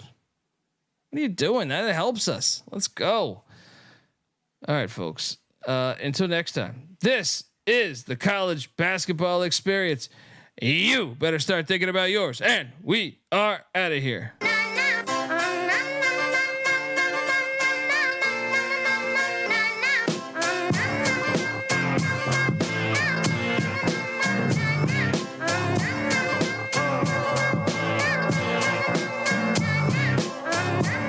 This got me thinking about the good shit. The minute that I seen your grill again, it made me good trip. Good dog to mind back like dog will wind that. Man, I didn't get mad when you near me hit me can back. But The comings on was strong. Now my shit's coming along, you know the song. The truth is I'm pretty much on fire again. It's heating up for real, I'm alive again. And that's the attraction factor. Vancouver, Michigan with my rap disaster, yeah. You know you want it how you want it. No need to trip, cause I got it, doggone it. It's all yours and the extras too. All the super music and the sex for who? Just get it straight, cause it caught me in a good mood. Let me demonstrate what this time of year could do. Yeah, sing it.